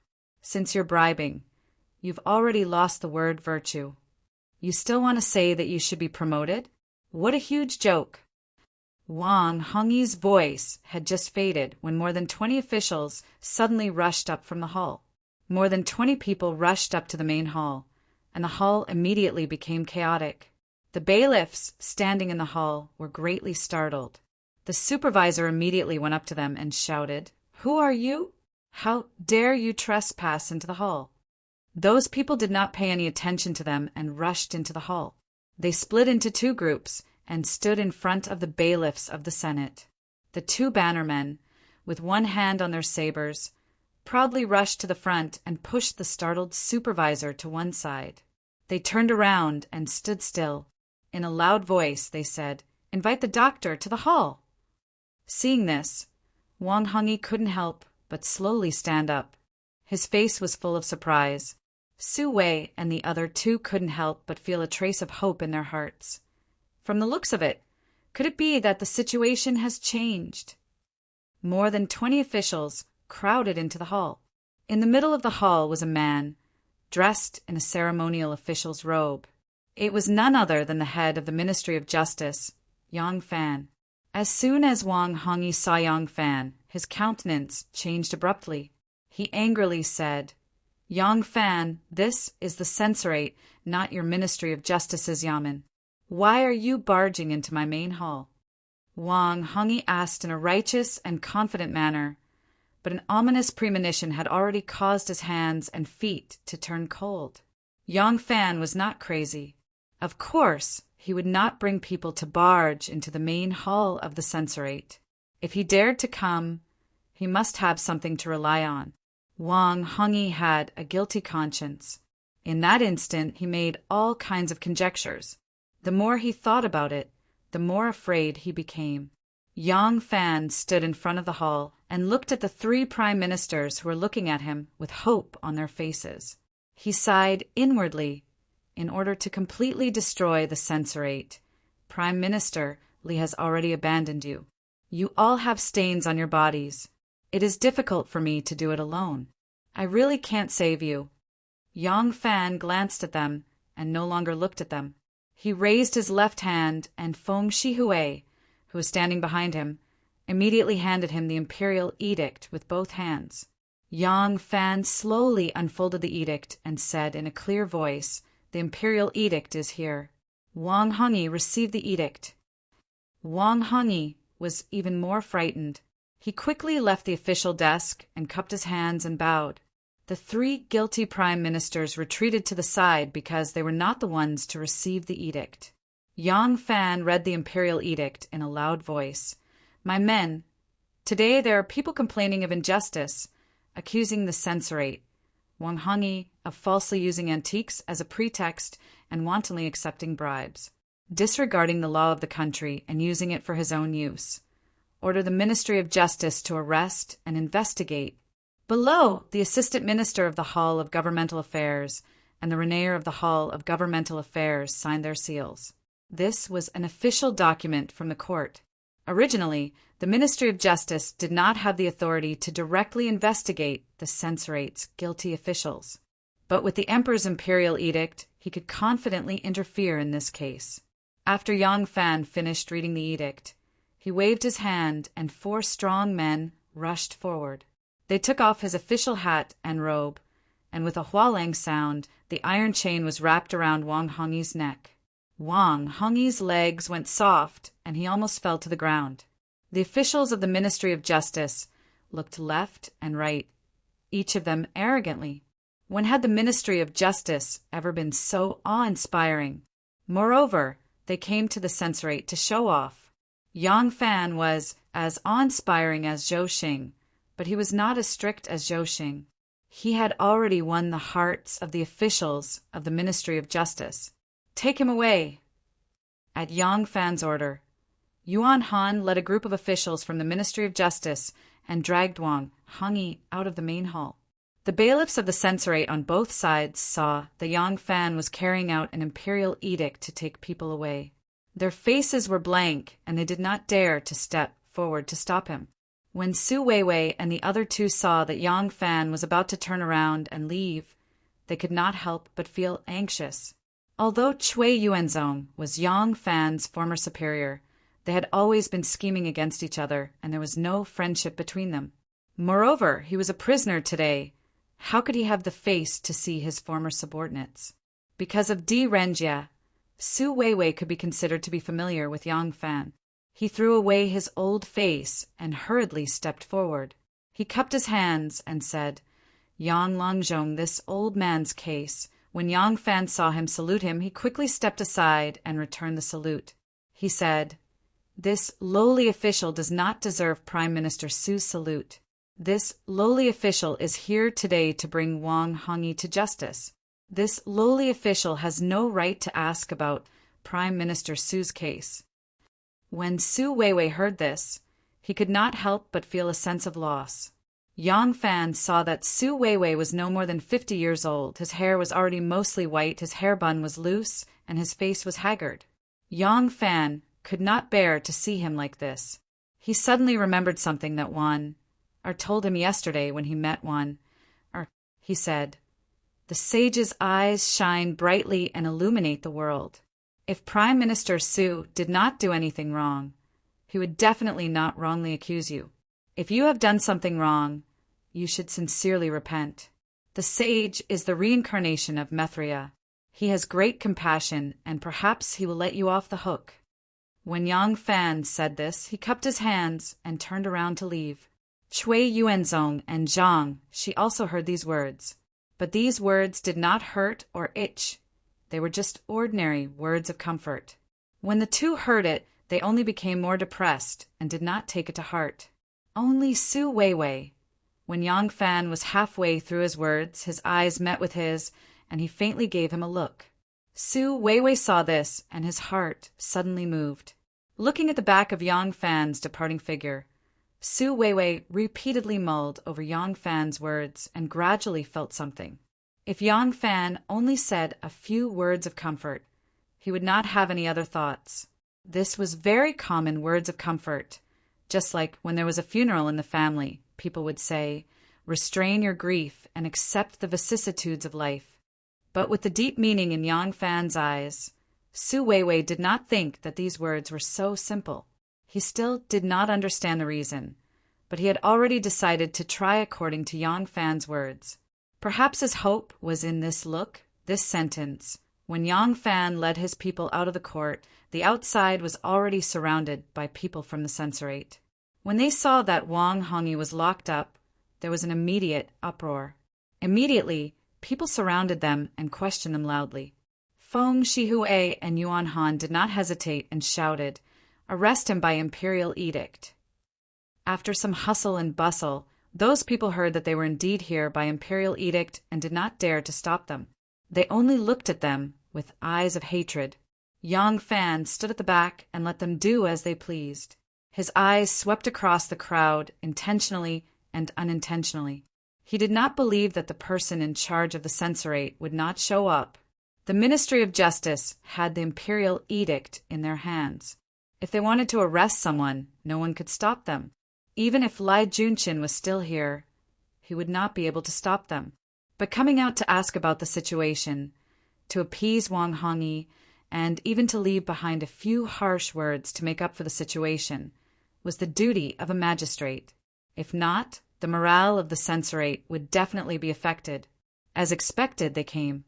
When Yang Fan saw Wei Suizhong and Ho Siji rushing over, he smiled to himself.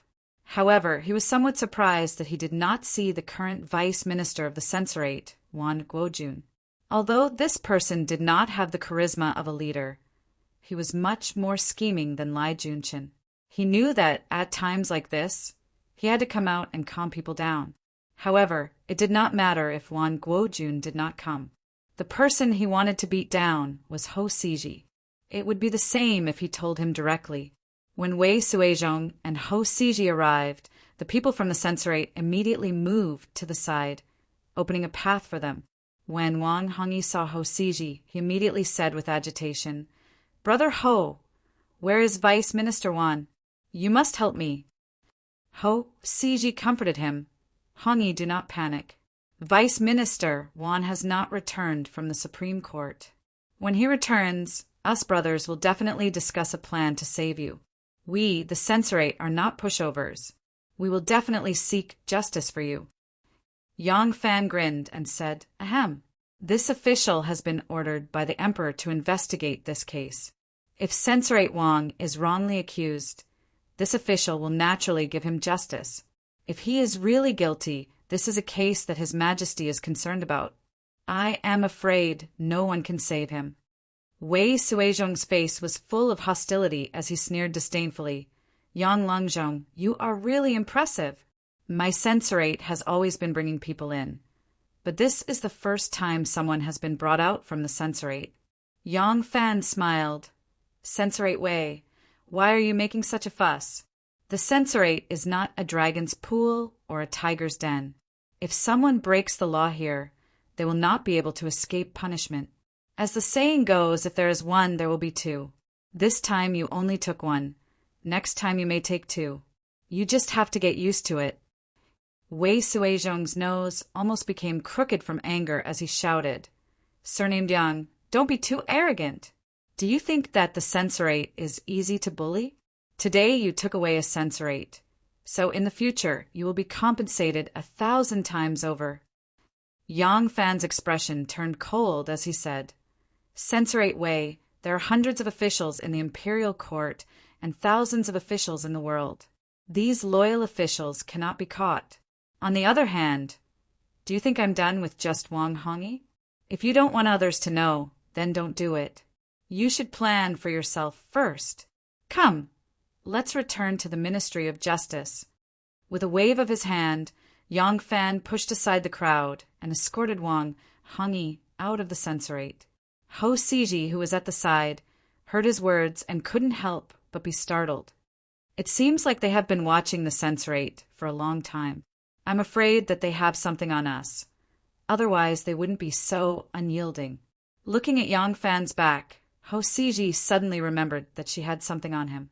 She couldn't help but think, no, just in case, I have to prepare. Chapter 481. Wang Hongi still had a sliver of hope in his heart, hoping that Yang Fan had only gotten some groundless information.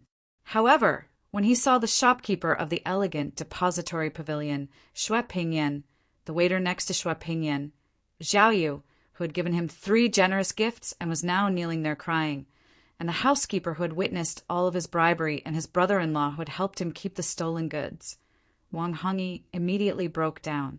There were not many people who had seen such a big scene. There was no need to use torture on them. They only needed to be interrogated separately and a little intimidation. The criminals who could not collude with each other would spill all their secrets. The Ministry of Justice was not a monolithic entity.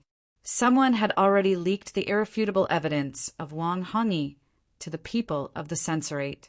Wan Guojun, who had rushed back to the censorate from the Supreme Judiciary, felt a chill in his heart when he heard the news. He knew that Wang Hongi could not be saved. If Wang Hongi had fallen into the hands of others, he might have been able to exert pressure on the other party and turn a big problem into a small one. But since the opponent was the Ministry of Justice, would they let go of this opportunity to suppress the censorate? Especially when the person in charge of this case was Yang Fan, who was once a prisoner of the censorate. He hated the censorate to the core. He would never let go of this chance. Wan Guojun took a deep breath and said, as if he had a toothache, "Yang Fan! What a good Yang Fan! What a good Ministry of Justice! What a good Government Affairs Hall!" Wan Guojun sneered, his face twisted like a crazy gambler who had lost all his chips. They would rather give up the 3 prime ministers to put us to death. Ho Siji seemed to have turned back into the ruffian who sold biscuits in Chang'an City. He said angrily, "We caught 3 prime ministers, and they only caught one of us, the censorate. This deal is worth it. I don't believe that all the officials in the court are clean. Even the prime minister has to take advantage of others. How can those officials be an exception? Let's find more evidence and catch more people. Let's see who can't take it anymore." Wan Guojun shook his head. "It's not that easy. You think too simply." Zhang, she sold his official position and used the imperial court's public tool for his own personal gain.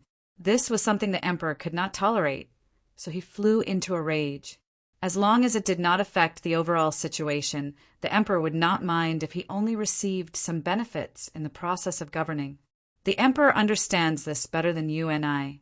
She will not allow us to capture and kill indiscriminately and throw all the officials into prison. Otherwise, who would clean up the mess in the court? You or me?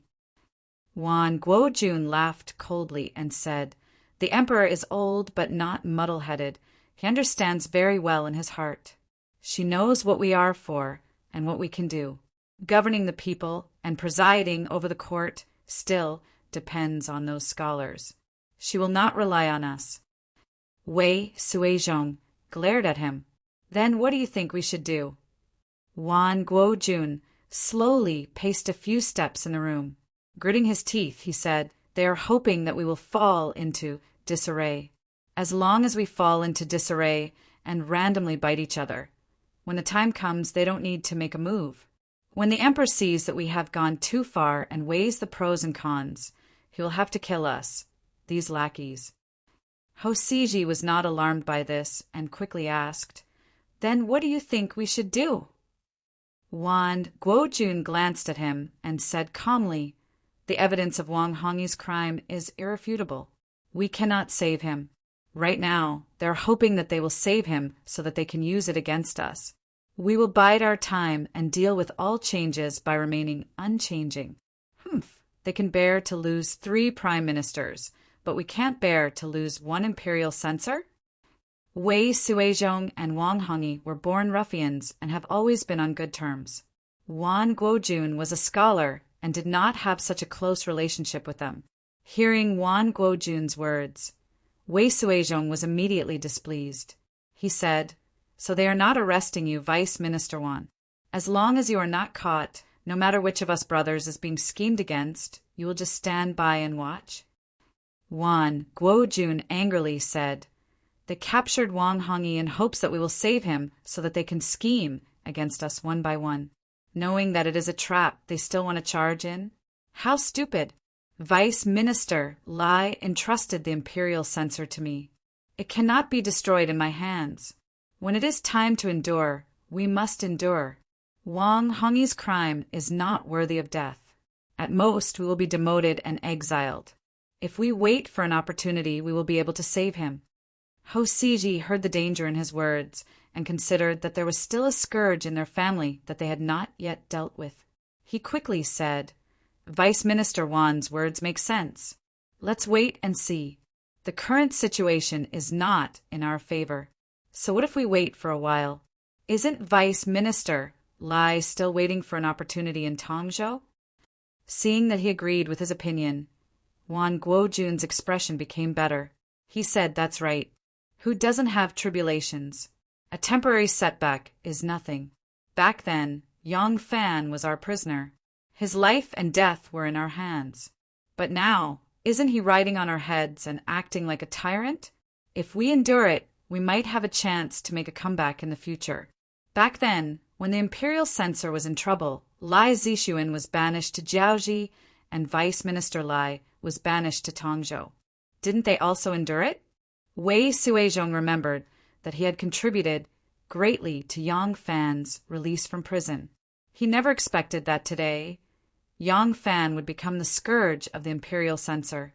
He felt regret in his heart and his imposing manner weakened. He asked helplessly, "Then what about the 3 prime ministers in prison?" Wan Guojun narrowed his eyes slightly and said gloomily, "I'm afraid the original plan won't work. Let's put it aside for now and lock them up. If Wang Hongyi is really punished," Wei Suizhong said fiercely, "then let the 3 prime ministers accompany Imperial Censor Wang." In the prison, Su Wei was no longer just sighing and groaning. It was probably because Wang Hongyi's arrest did not change the situation for the 3 of them. Su Wei had completely lost hope. He often sat cross-legged on the ground and wept sadly. Every day, he did not eat the most delicious food that his family sent him. Later, he even begged Wang Desho to bring him a pen and paper to write a will. In the will, Su Wei earnestly taught his 4 sons. His words were sincere and full of remorse for his violation of the country's law. He left behind family teachings that his sons must be upright and serve the court well in the future to redeem themselves. Because Su Wei was not involved in a major case of rebellion, it was not particularly difficult to pass on a letter. He was the prime minister, so Wang Desho still had to give him face. Wang Desho readily agreed to help him. After Su Wei finished writing, he took the letter and left. Soon, Su Wei's will appeared on Wu Zetian's imperial desk. Wu Zetian carefully read Su Wei's letter and gently placed it on the desk. She said to Wang Desho, "How have the 3 of them been in prison?" Wang Desho bowed and said, in reply to the sage, Su Wei sighed and cried every day. Zhang, she sat facing the wall and did not say a word. Other than when he was eating, he did not even turn his head. Cui Yuanzong scolded Zhang, she a few times and occasionally sighed. After Yang Fan locked up Wang Hongwen and left, Cui Yuanzong seemed to be more relaxed. He often walked around in prison and occasionally recited a few poems. These days his appetite has also increased. "You have done well." Wu Zetian nodded and praised Wang Desho, saying, As long as you are loyal to me and work hard, there is no need to worry about not being able to be promoted. Previously, you forced the D Kingdom's elder to accuse the ministers. It was a big mistake. It was not just a mistake, it was simply stupid. Hearing that there was a chance, Wang Desho quickly knelt on the ground and said with tears, "The sage's teaching is right. I was blinded by greed, and later, every time I think about it, I am ashamed. I am guilty, I am ashamed." Wu Zetian waved her hand and lightly said, "Forget it. Seeing that you are sincerely repentant, you can be considered a promising talent. Nowadays, the imperial censorate is declining. Corrupt officials must be punished, but the imperial censorate cannot fall. I have the intention to promote you to be an imperial censor and serve the court well in the future." When Wang Desho heard this, he was pleasantly surprised. So he was a judge and was hoping to be reinstated. He did not expect that he would be promoted. Immediately, he kowtowed as if he was pounding garlic, swearing to show his loyalty. Wu Zetian impatiently said, all right, Su Wei, take this letter home and have someone send it back to the Su family."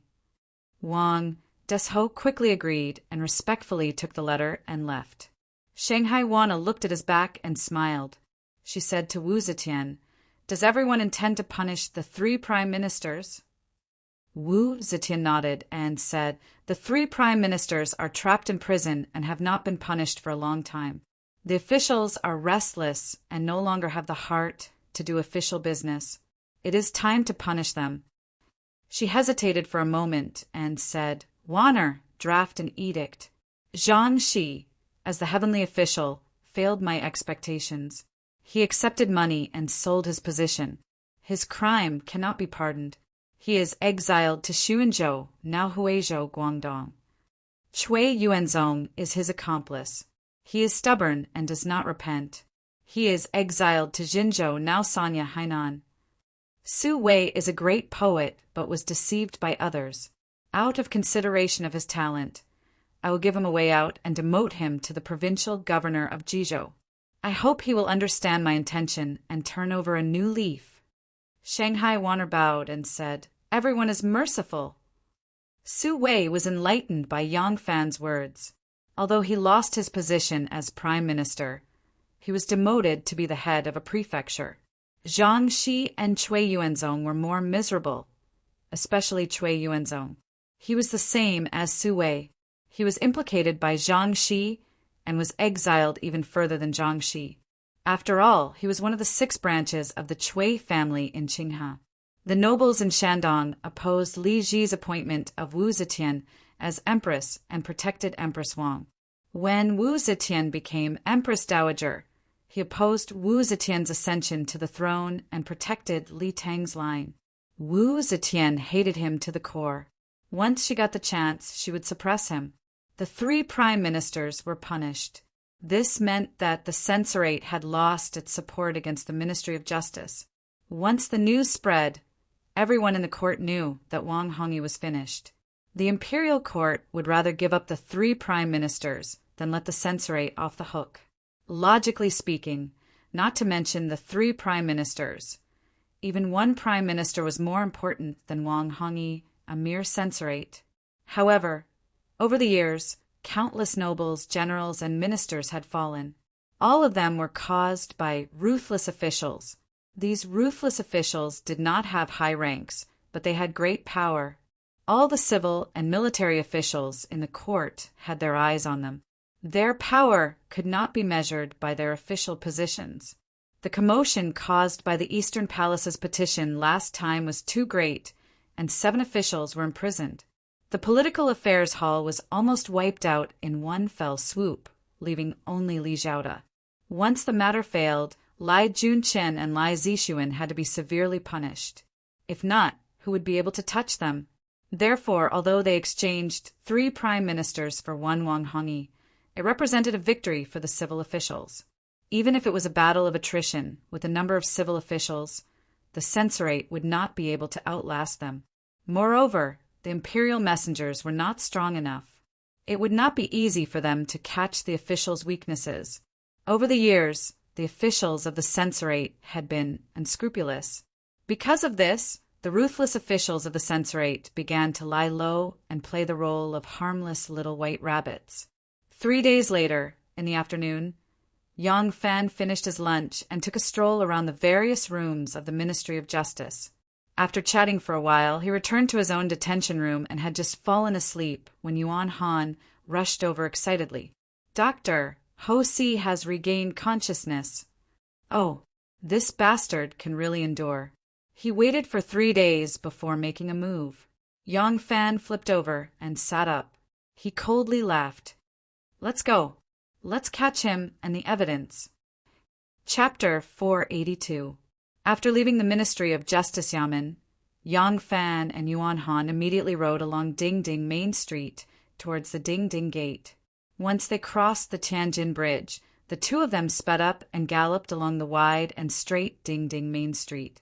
Yuan Han's subordinates, who were experienced in handling cases, had long since changed into civilian clothes and were quietly following behind the Ho family's ox cart. Ho Siji's second steward personally drove the first cart with 3 ox carts behind it, making a total of 4. They slowly walked towards the Dingding Gate and stopped just before the gate.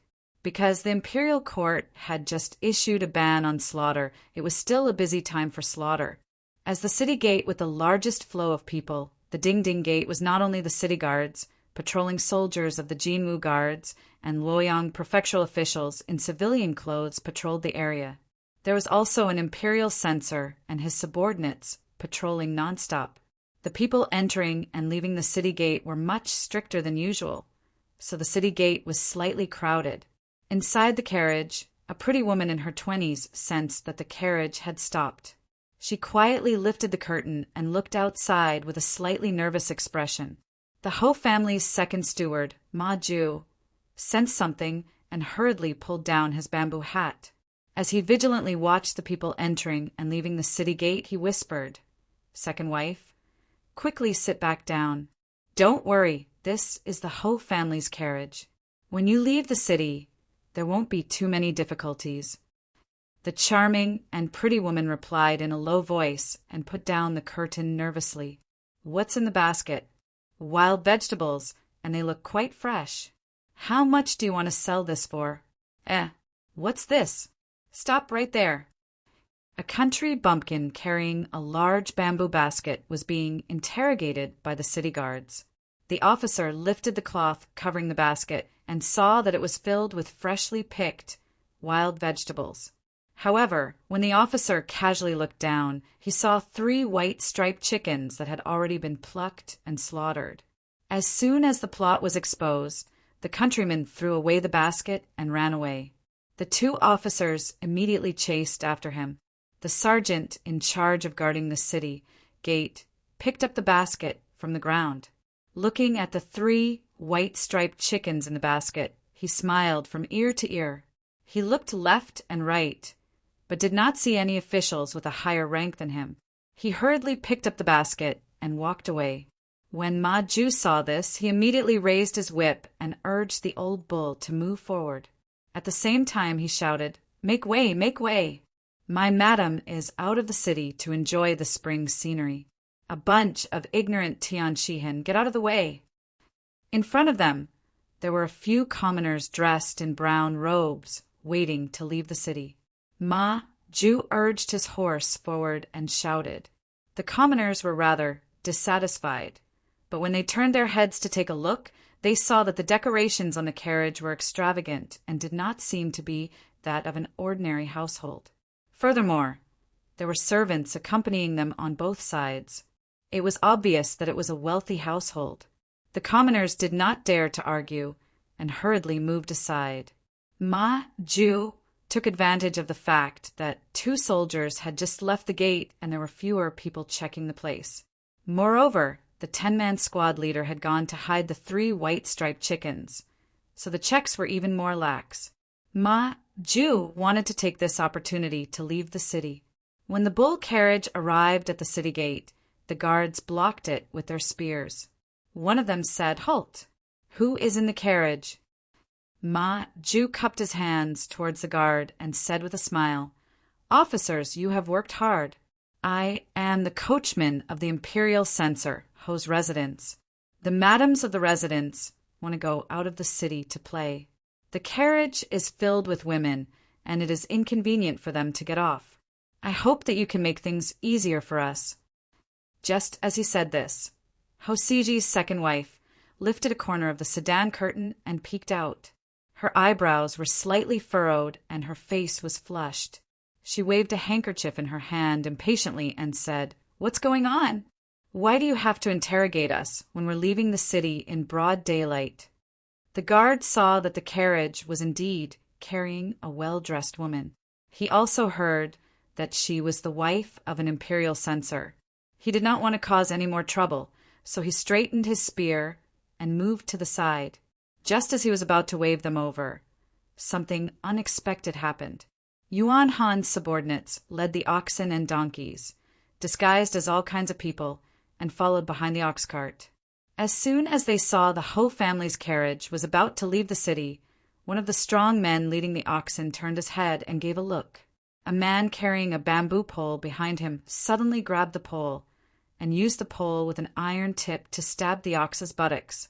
The bull could not bear the pain and let out a loud moo. It spread its hooves and rushed forward.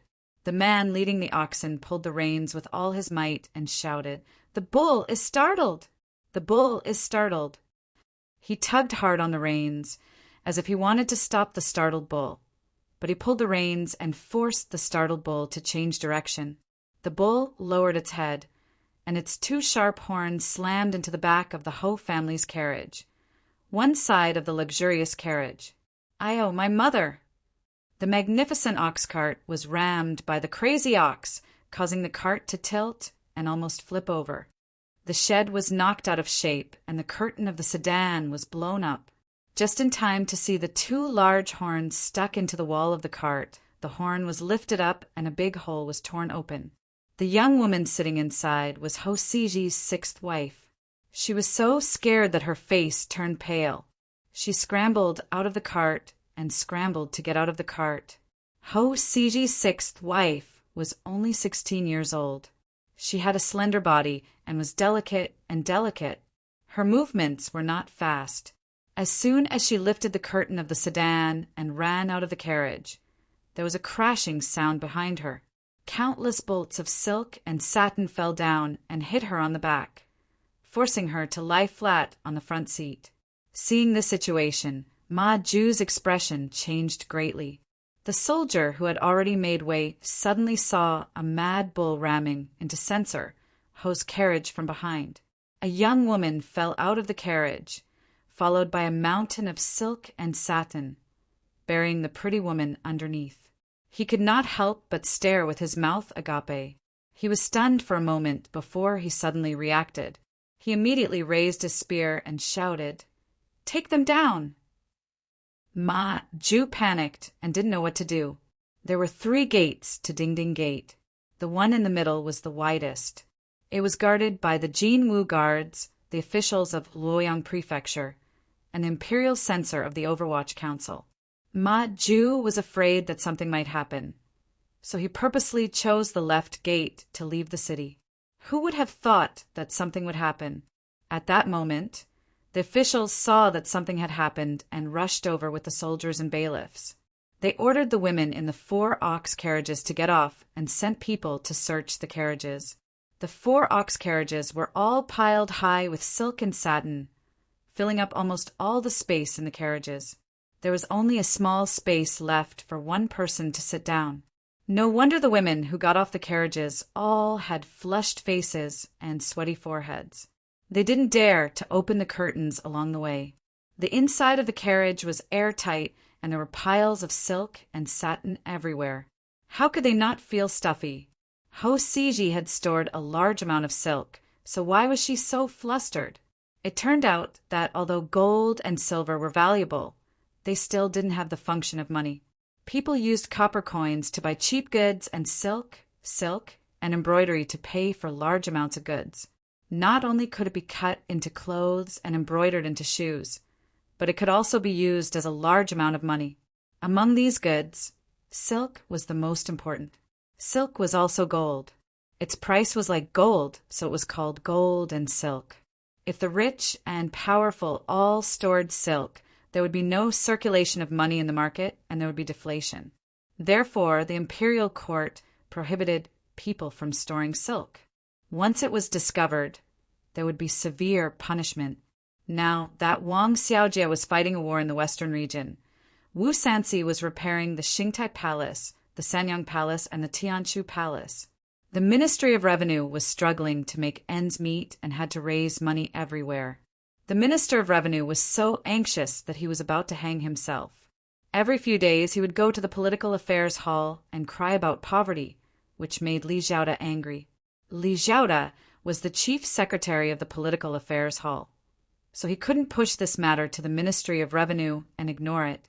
Whether it was the military affairs in the western region or the Tianshu Palace, for the emperor to build the Tianshu Palace, they couldn't be delayed. If something went wrong, he would lose his position as the prime minister.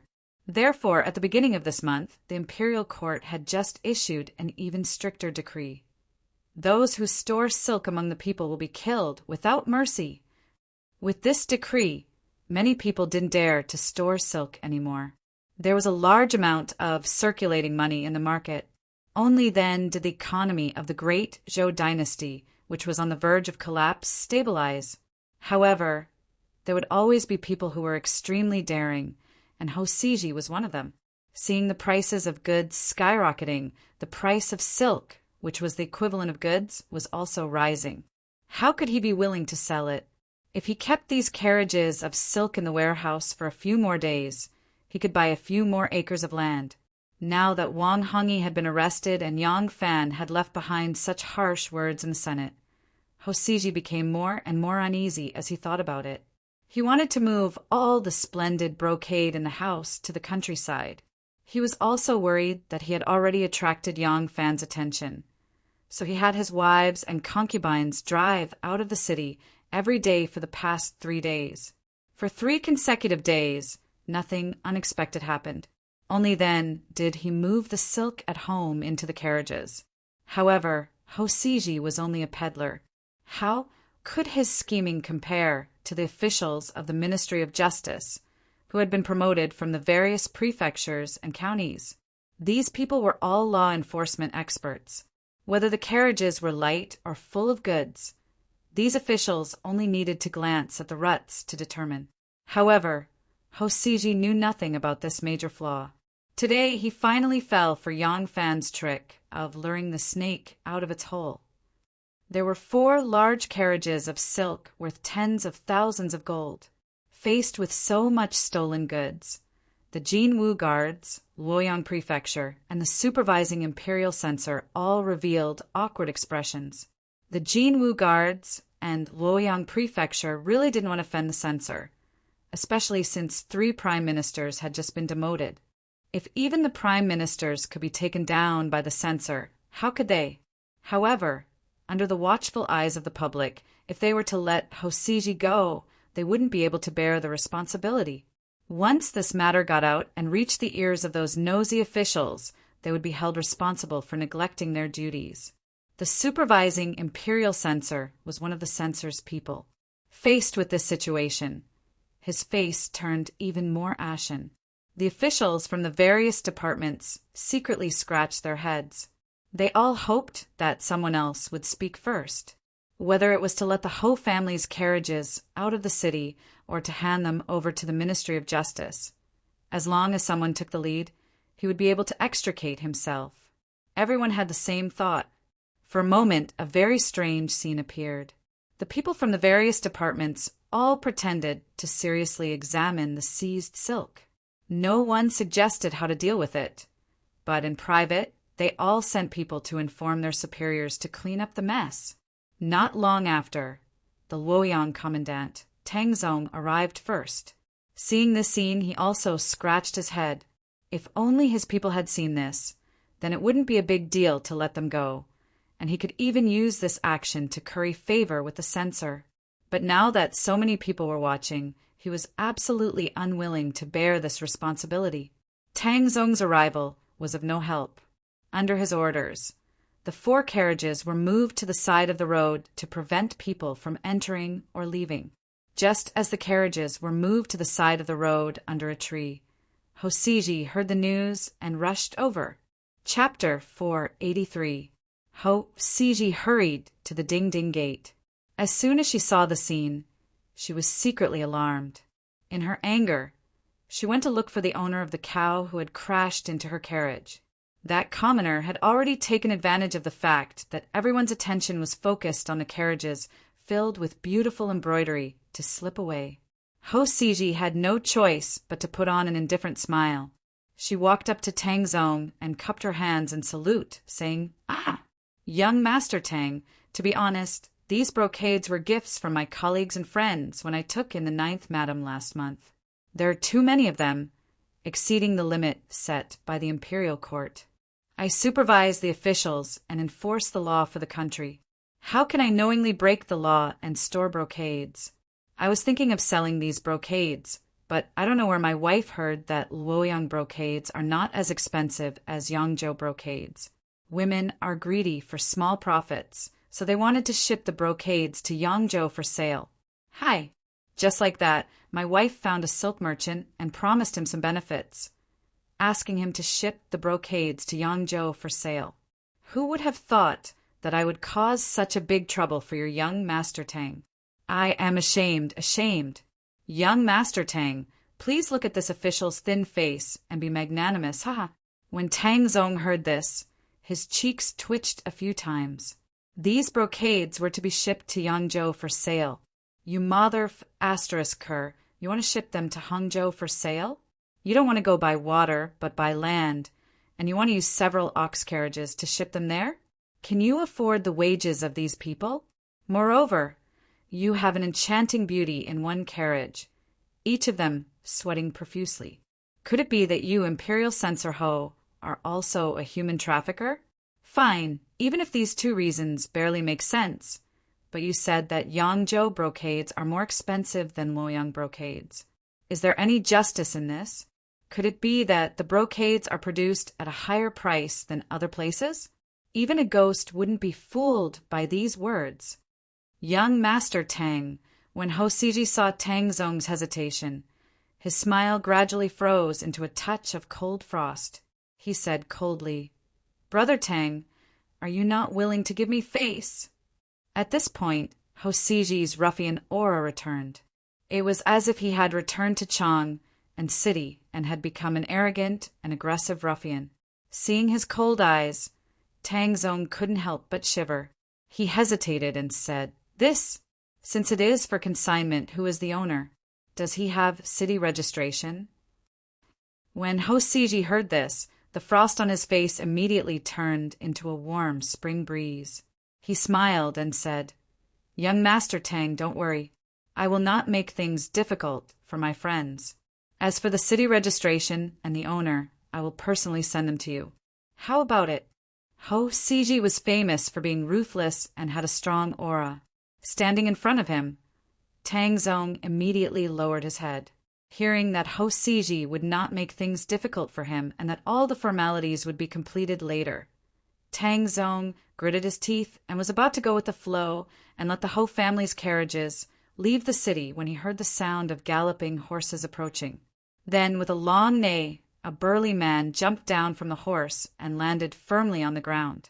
He shouted angrily, "Who is smuggling large quantities of brocade out of the city? Su Zifeng, come forward and answer." The 10 men who had hidden the chickens just now hurried forward and saluted. "Your humble servant Su Zifeng pays his respects to the commandant of the gate.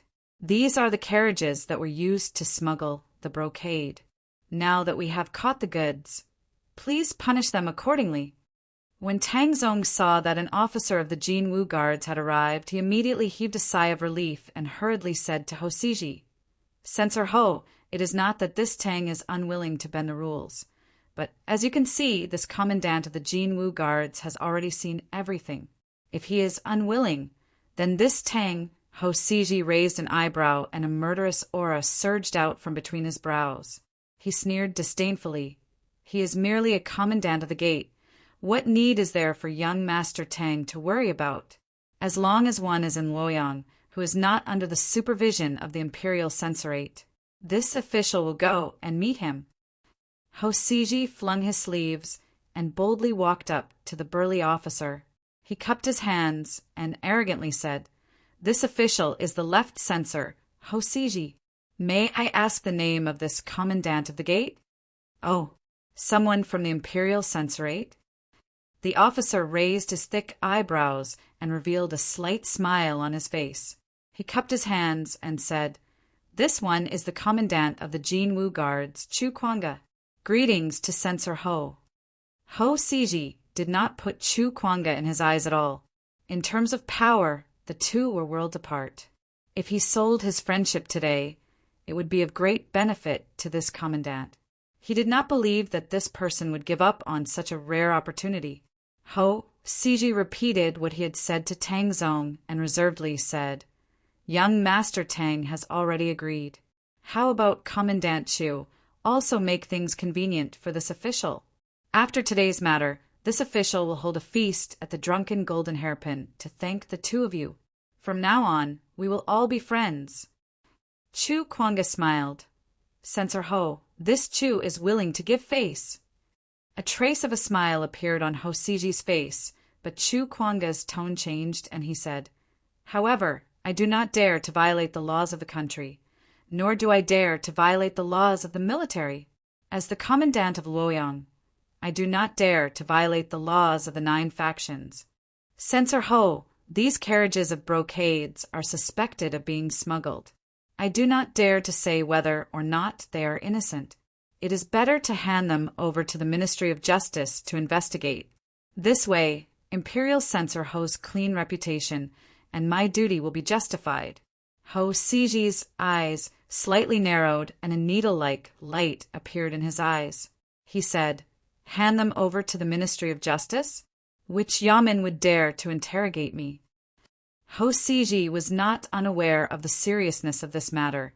Otherwise, he would not have been so careful. If the imperial censorate was still at the peak of their arrogance, not to mention storing a few carriages of brocades, he would not be afraid even if they were to be domineering. But now he could not. There were people in the court waiting to catch him by his weak points. However, many years of arrogance and the dignity of a high-ranking official prevented him from showing an expression of begging for mercy in front of Chu Kuanga. Even if he was strong on the outside but weak on the inside, he still hid it very deeply and did not let Chu Kuanga see the weakness in his heart. He stared coldly at Chu Kuanga, hoping that Chu Kuanga would yield like Tang Zong, but Chu Kuanga's gaze went past him and looked behind his shoulder. Ho Siji was furious. He could not stand this kind of contempt, but he immediately realized that Chu Kuanga did not want to show disdain for him. Instead, he was really looking at something. Ho Siji suddenly turned his head and his expression immediately changed. Yang Fan was riding on a red horse next to an ox carriage piled with brocades. There was another horse beside him, and the person sitting on the horse was the one who had captured Wang Hongyi in the council. Ho Siji's eyes narrowed to the size of a needle. At this time, he finally could not conceal his fear.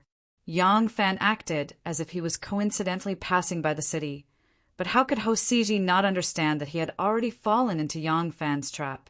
It was impossible for this matter to be resolved peacefully. Yang Fan very coincidentally passed by the Ding-Ding Gate and very coincidentally saw several ox carriages piled with brocades. He also very coincidentally saw Tang Zong and went up to chat with him. The current Yang Fan's authority was far above Ho Siji's. He was not as feared as Zhou Xing or Lai Junqin, but everyone knew that within the 3 departments of law, the Ministry of Justice was the most powerful. Within the Ministry of Justice, it was naturally this Minister of Justice who suppressed all other heroes. If Yang Fan wanted to, he could immediately be as awe-inspiring as Zhou Xing and Lai Junqin. Therefore, Tang Zong did not dare to hide anything. He embarrassedly explained what had happened. Yang Fan's expression immediately became serious, and he lectured. "Then why are the carriages still parked here? We are enforcing the law for the country. How can we allow officials to protect each other and corrupt the laws of the court? A few days ago, the court had just issued an order to reiterate the crime of keeping brocades. Today, there are people who are knowingly breaking the law. Young Master Tang, if you show mercy, be careful that the law's net is wide and will eventually fall on your head. Tang Zong's head was full of sweat, and he could only obey. The willow catkins flew over and hung on his eyebrows, slightly tickling, but he did not dare to brush them away. At this time, Chu Kuanga excitedly came up and shouted, "Erlang, are you going out of the city?" Yang Fan turned his head and saw Chu Kuanga. He could not help but be startled. He really did not know that Chu Kuanga was on duty today.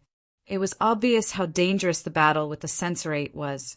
Today he indeed wanted to drag someone down with him, but that person was not his good brother. Otherwise, he would not have needed to arrange for the bailiffs to expose Hosiji's secret. He only needed to instruct Chu Kuanga to stand guard here, and the ox carriages would not be able to escape. "Brother Chu, are you on duty today?"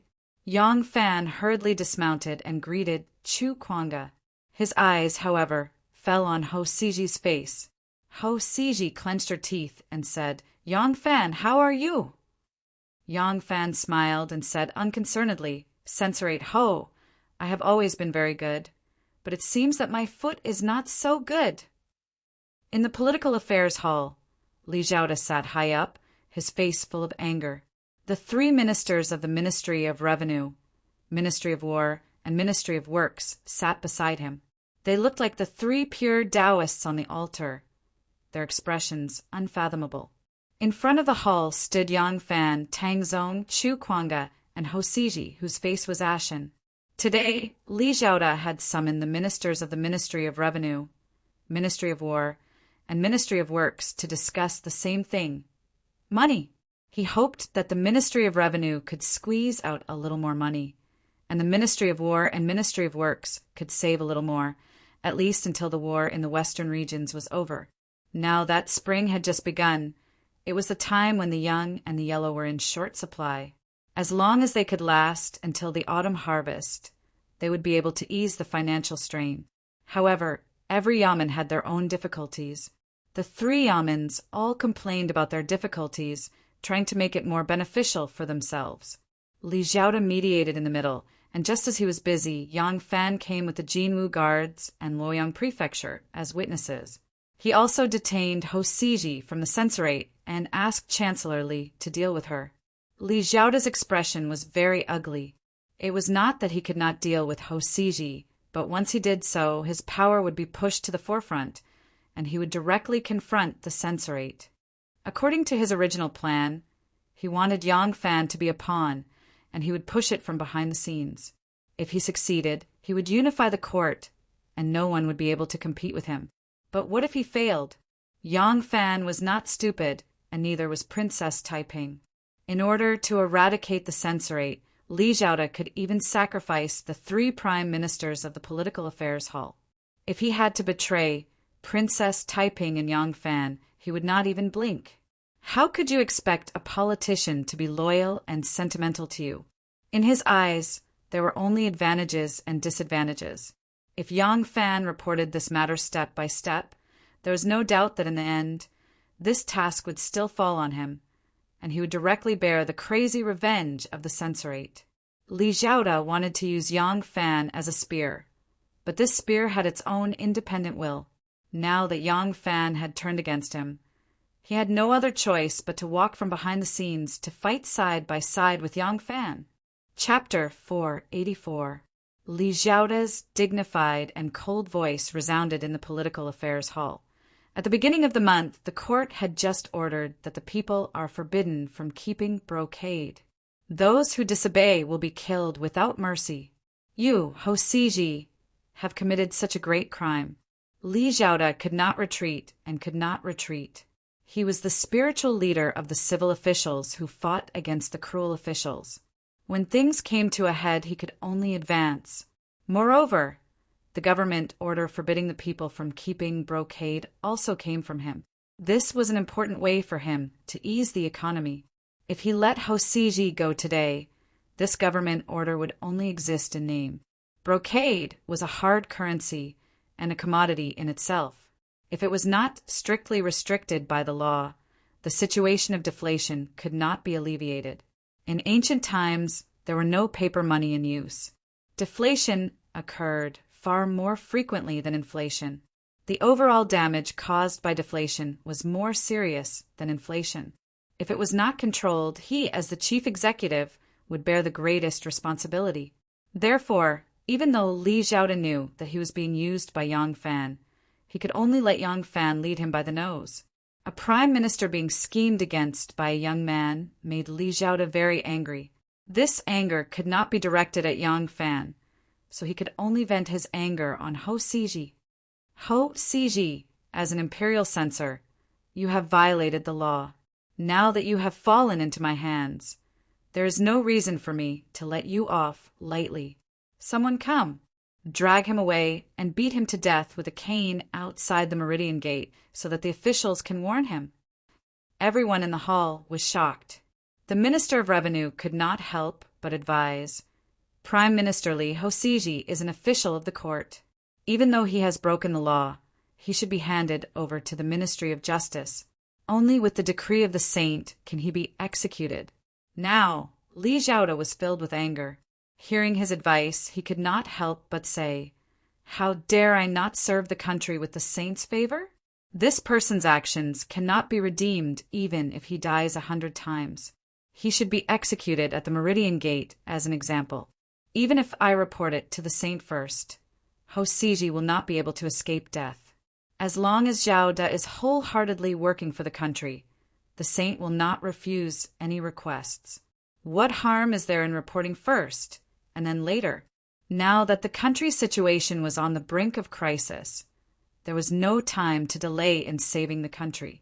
How could they cause the country to collapse and go out of control because of a single imperial censor? Hosiji is no more than a fifth-rank official in the imperial censorate, but he can beat any official below fifth rank to death in court. Xiaoda is the current prime minister. Can't he beat a little imperial censor to death? The Minister of Revenue, Works and Army, 3 ministries of war, saw his stubbornness.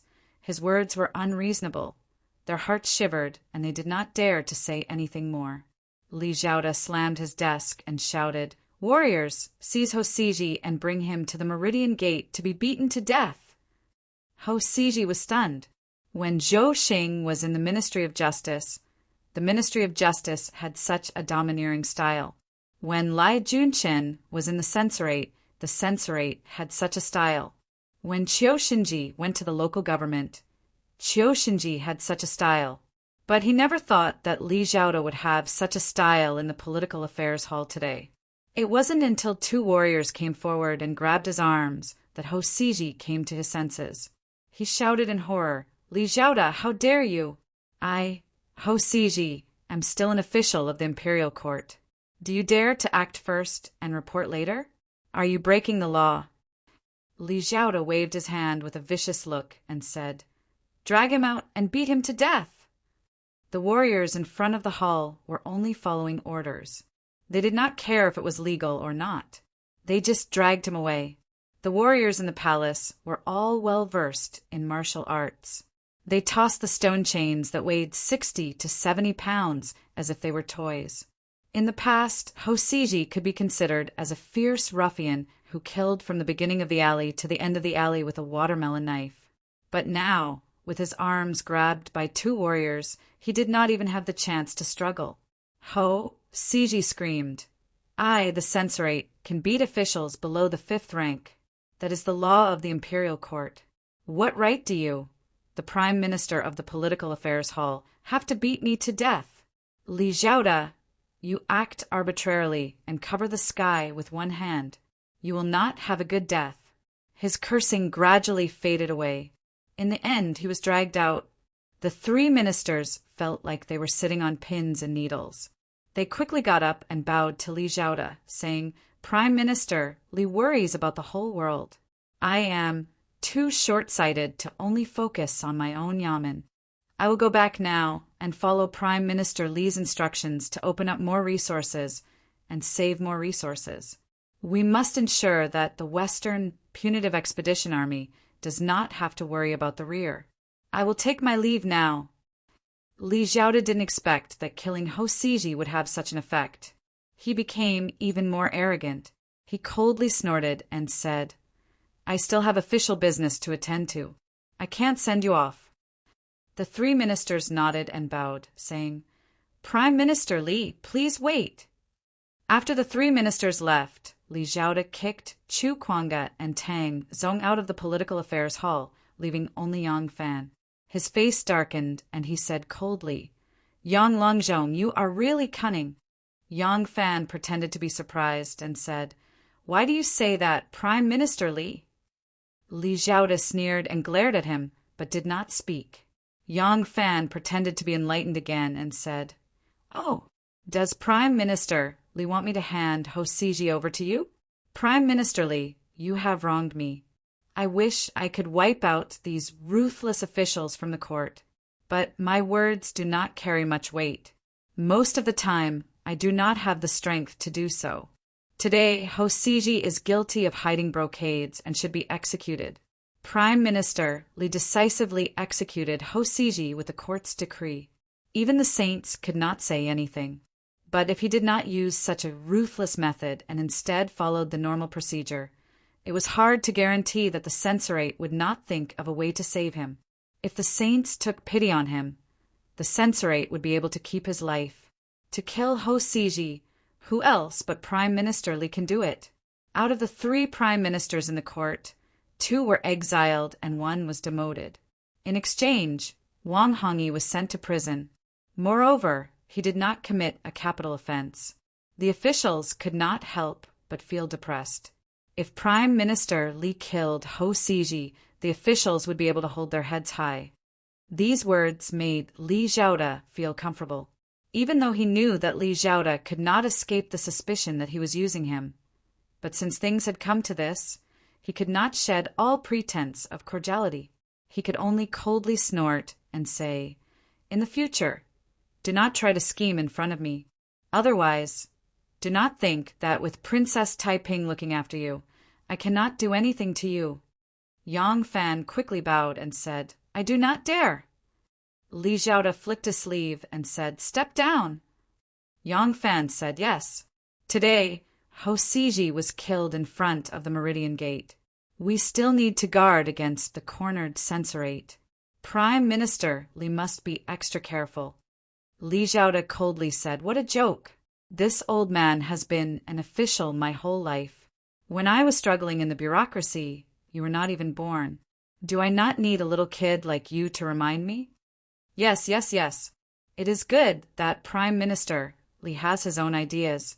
Yang Fan had achieved his goal and did not feel offended by Li Xiaoda's cold attitude. In terms of official position, the 2 of them were worlds apart. In terms of age, Li Xiaoda was too young to be his grandfather. So what if he let him throw a tantrum? Yang Fan smiled and cupped his hands, saying, "I will take my leave."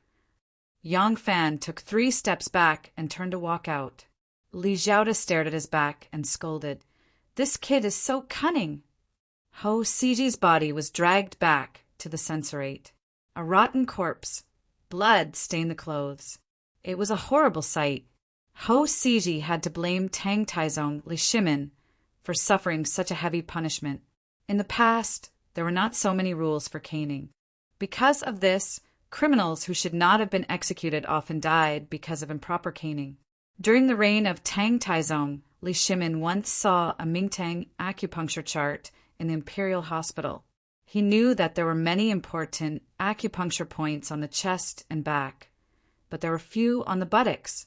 He decided that caning would only be carried out on the 15th day of the 8th month. Therefore, the caning started with Li Shimin. Caning the buttocks was meant to punish someone without killing them, but Li Xiaoda's punishment was to caning Ho Siji to death. How much effort would it take to beat someone to death by caning? As a result, Ho Siji's corpse was beaten so badly that it was unrecognizable.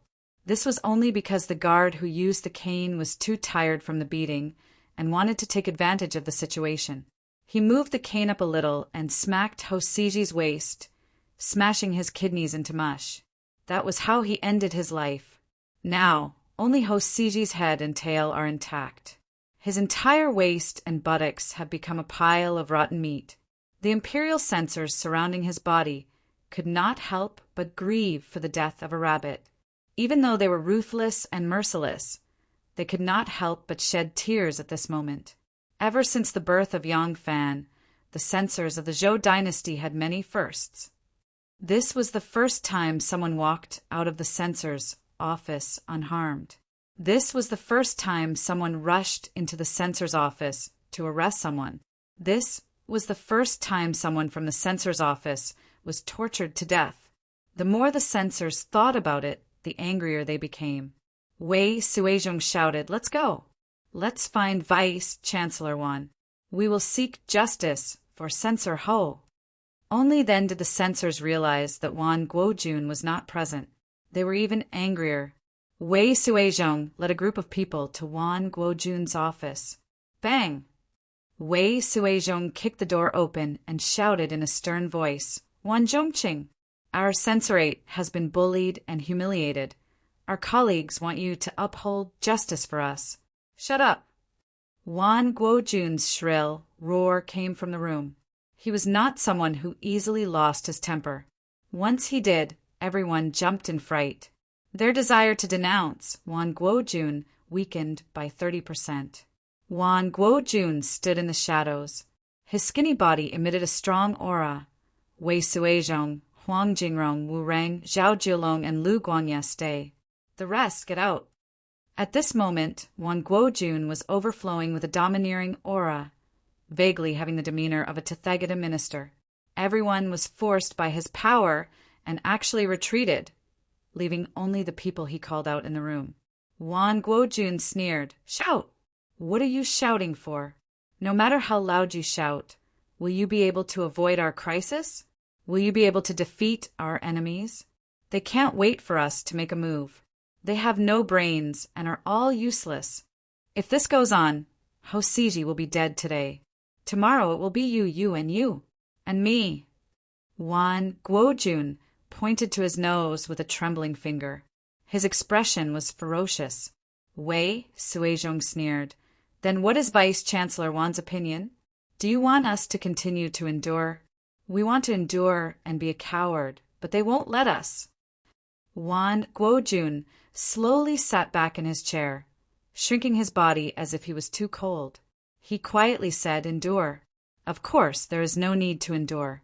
However, it is even more foolish to go against the entire court. Didn't you see that Li Zhaoda can no longer hold back and is going into battle?" His eyes were bleak, like two the wisps on a grave. He said, "If we want to win, we can only rely on the emperor. If we want the emperor to feel that we are indispensable, then we must make the emperor feel that the world is not stable. When the cunning rabbit is dead, the hound will be cooked." What if the cunning rabbit is not dead? Chapter 485. Zhang Shi, Su Wei, and Cui Yuanzong were exiled due to corruption, and the other was demoted to a provincial governor. How could Wang Hongyi, who was also guilty of corruption, escape unscathed? Li Zhaoda beat Hosiji to death, shocking the entire court. Before the aftermath subsided, the Ministry of Justice announced Wang Hongyi's punishment. With Wu Zetian's approval, Wang Hongyi was sentenced to be exiled to Cheongzhou. Cheongzhou was the future Dingan, county of Hainan Island. At this time, Cheongzhou was overrun with pests and snakes, and it was not safe either. The local government was useless. The people there were fierce, and there were pirates and bandits roaming the coastal waters and jungles. Being exiled, there was a slim chance of survival. In fact, when Cui Yuanzong was exiled to Jinzhou, Sanya, Hainan, Wu Zetian had the same intention. She wanted him to die there when he was sick. However, Cui Yuanzong was very lucky. When he was in that barbarian land, he contracted dysentery, but he managed to survive. A few years later, Cui Yuanzong was pardoned. When he was crossing the sea on a boat, a strong wind blew and the boat sank. Everyone on the boat drowned, But Cui Yuanzong did not die. He carried a wooden plank and floated up to the beach. When the local fishermen saw him, there was a wooden plank stuck to his back. A long nail pierced several inches deep into his spine. He was already dying. Despite all this, he still did not die. When he was rescued, they asked him and found out that he was the old prime minister. The people could not help but sigh. A prime minister ended up like this. I'm just a commoner. They then stepped on the blood and pulled out the nail for him, saving him. After Cui Yuanzong recovered, he returned to the capital. He started as an imperial censor and was promoted to prime minister. He lived until he was 99 years old, exhausting all his children and nephews to death. In the end, because he could not move and had no children to take care of the household, Cui Yuanzong starved to death, just like Duke Huan of Qi. Let's not talk about this for now. Among the 3 prime ministers, 2 were exiled and 1 was demoted.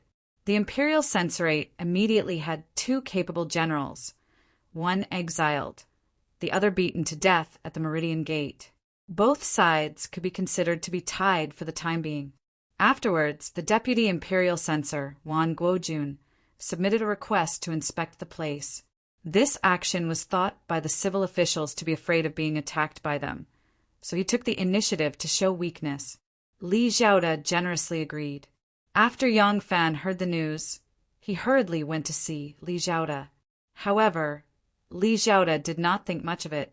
In his opinion, Wan Guojun was useless in the capital. What could he do if he went to the countryside? Wan Guojun's action was clearly admitting defeat. Taking advantage of the fact that he wasn't in the capital, he would find an opportunity to demote and exile the remaining ruthless officials of the imperial censorate. After sweeping them clean, there would be a new world. At that time, even if Wan Guojun came back, he would be like the current head of the imperial censorate, Qinyu. Yang Fan bitterly tried to persuade Wan Guojun, but to no avail. Wan Guojun had already left the capital after the imperial court gave its approval.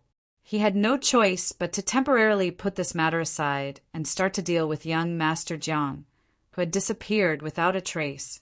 Ever since he found out that the barbarian Mo Lei claimed to be the reincarnation of Wei Tuo and was the Mithraea's protector, Xue Huai became very close to the 3 swindlers.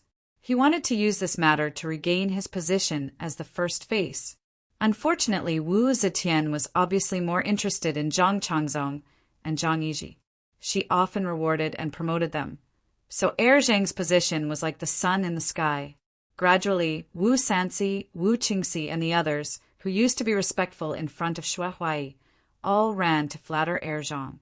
They led the horse and pulled the stirrup for him, without the slightest bit of shame. On the other hand, the White Horse Temple was cold and deserted. Other than Yang Fan, almost no one else came to visit. Xue Huai became even more nervous. Every now and then, he would take the initiative to ask to see the Empress. Heir Zhang was very nervous because of this, afraid that Xue Huai would win back the emperor's favor.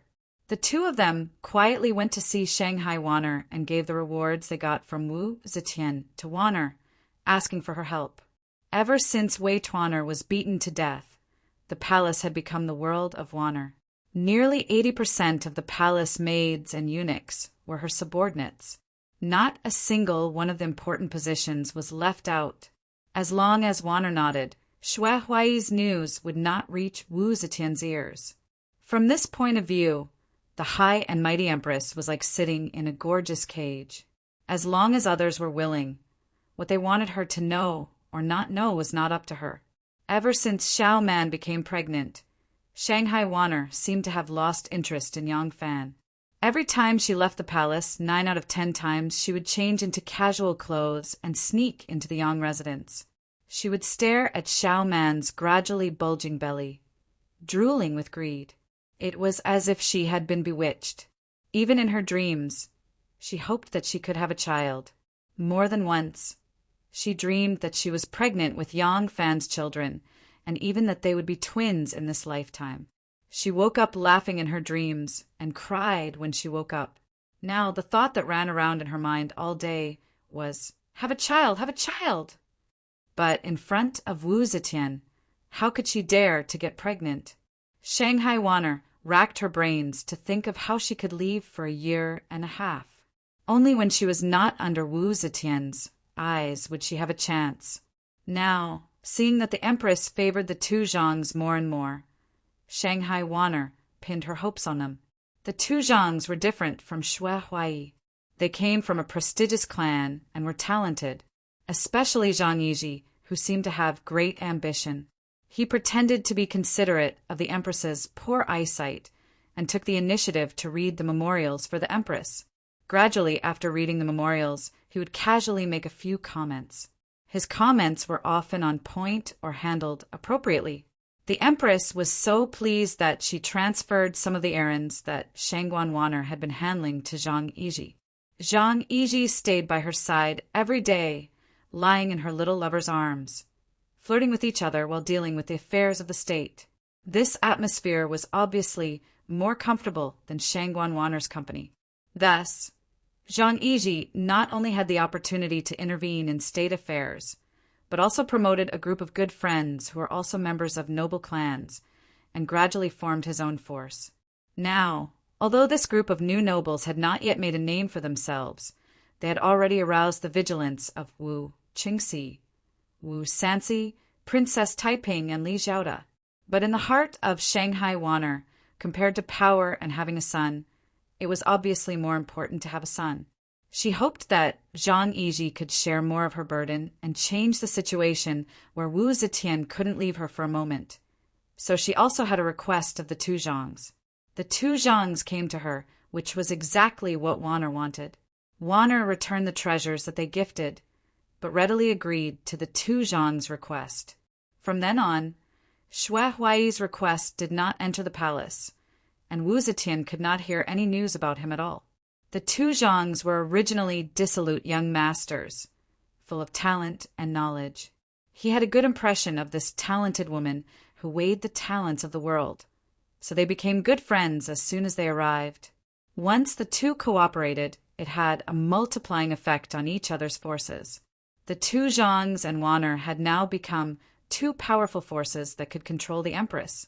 Xue Huai repeatedly requested to see the three Zhangs, but there was no response from the palace. Xue Huai began to give up on himself.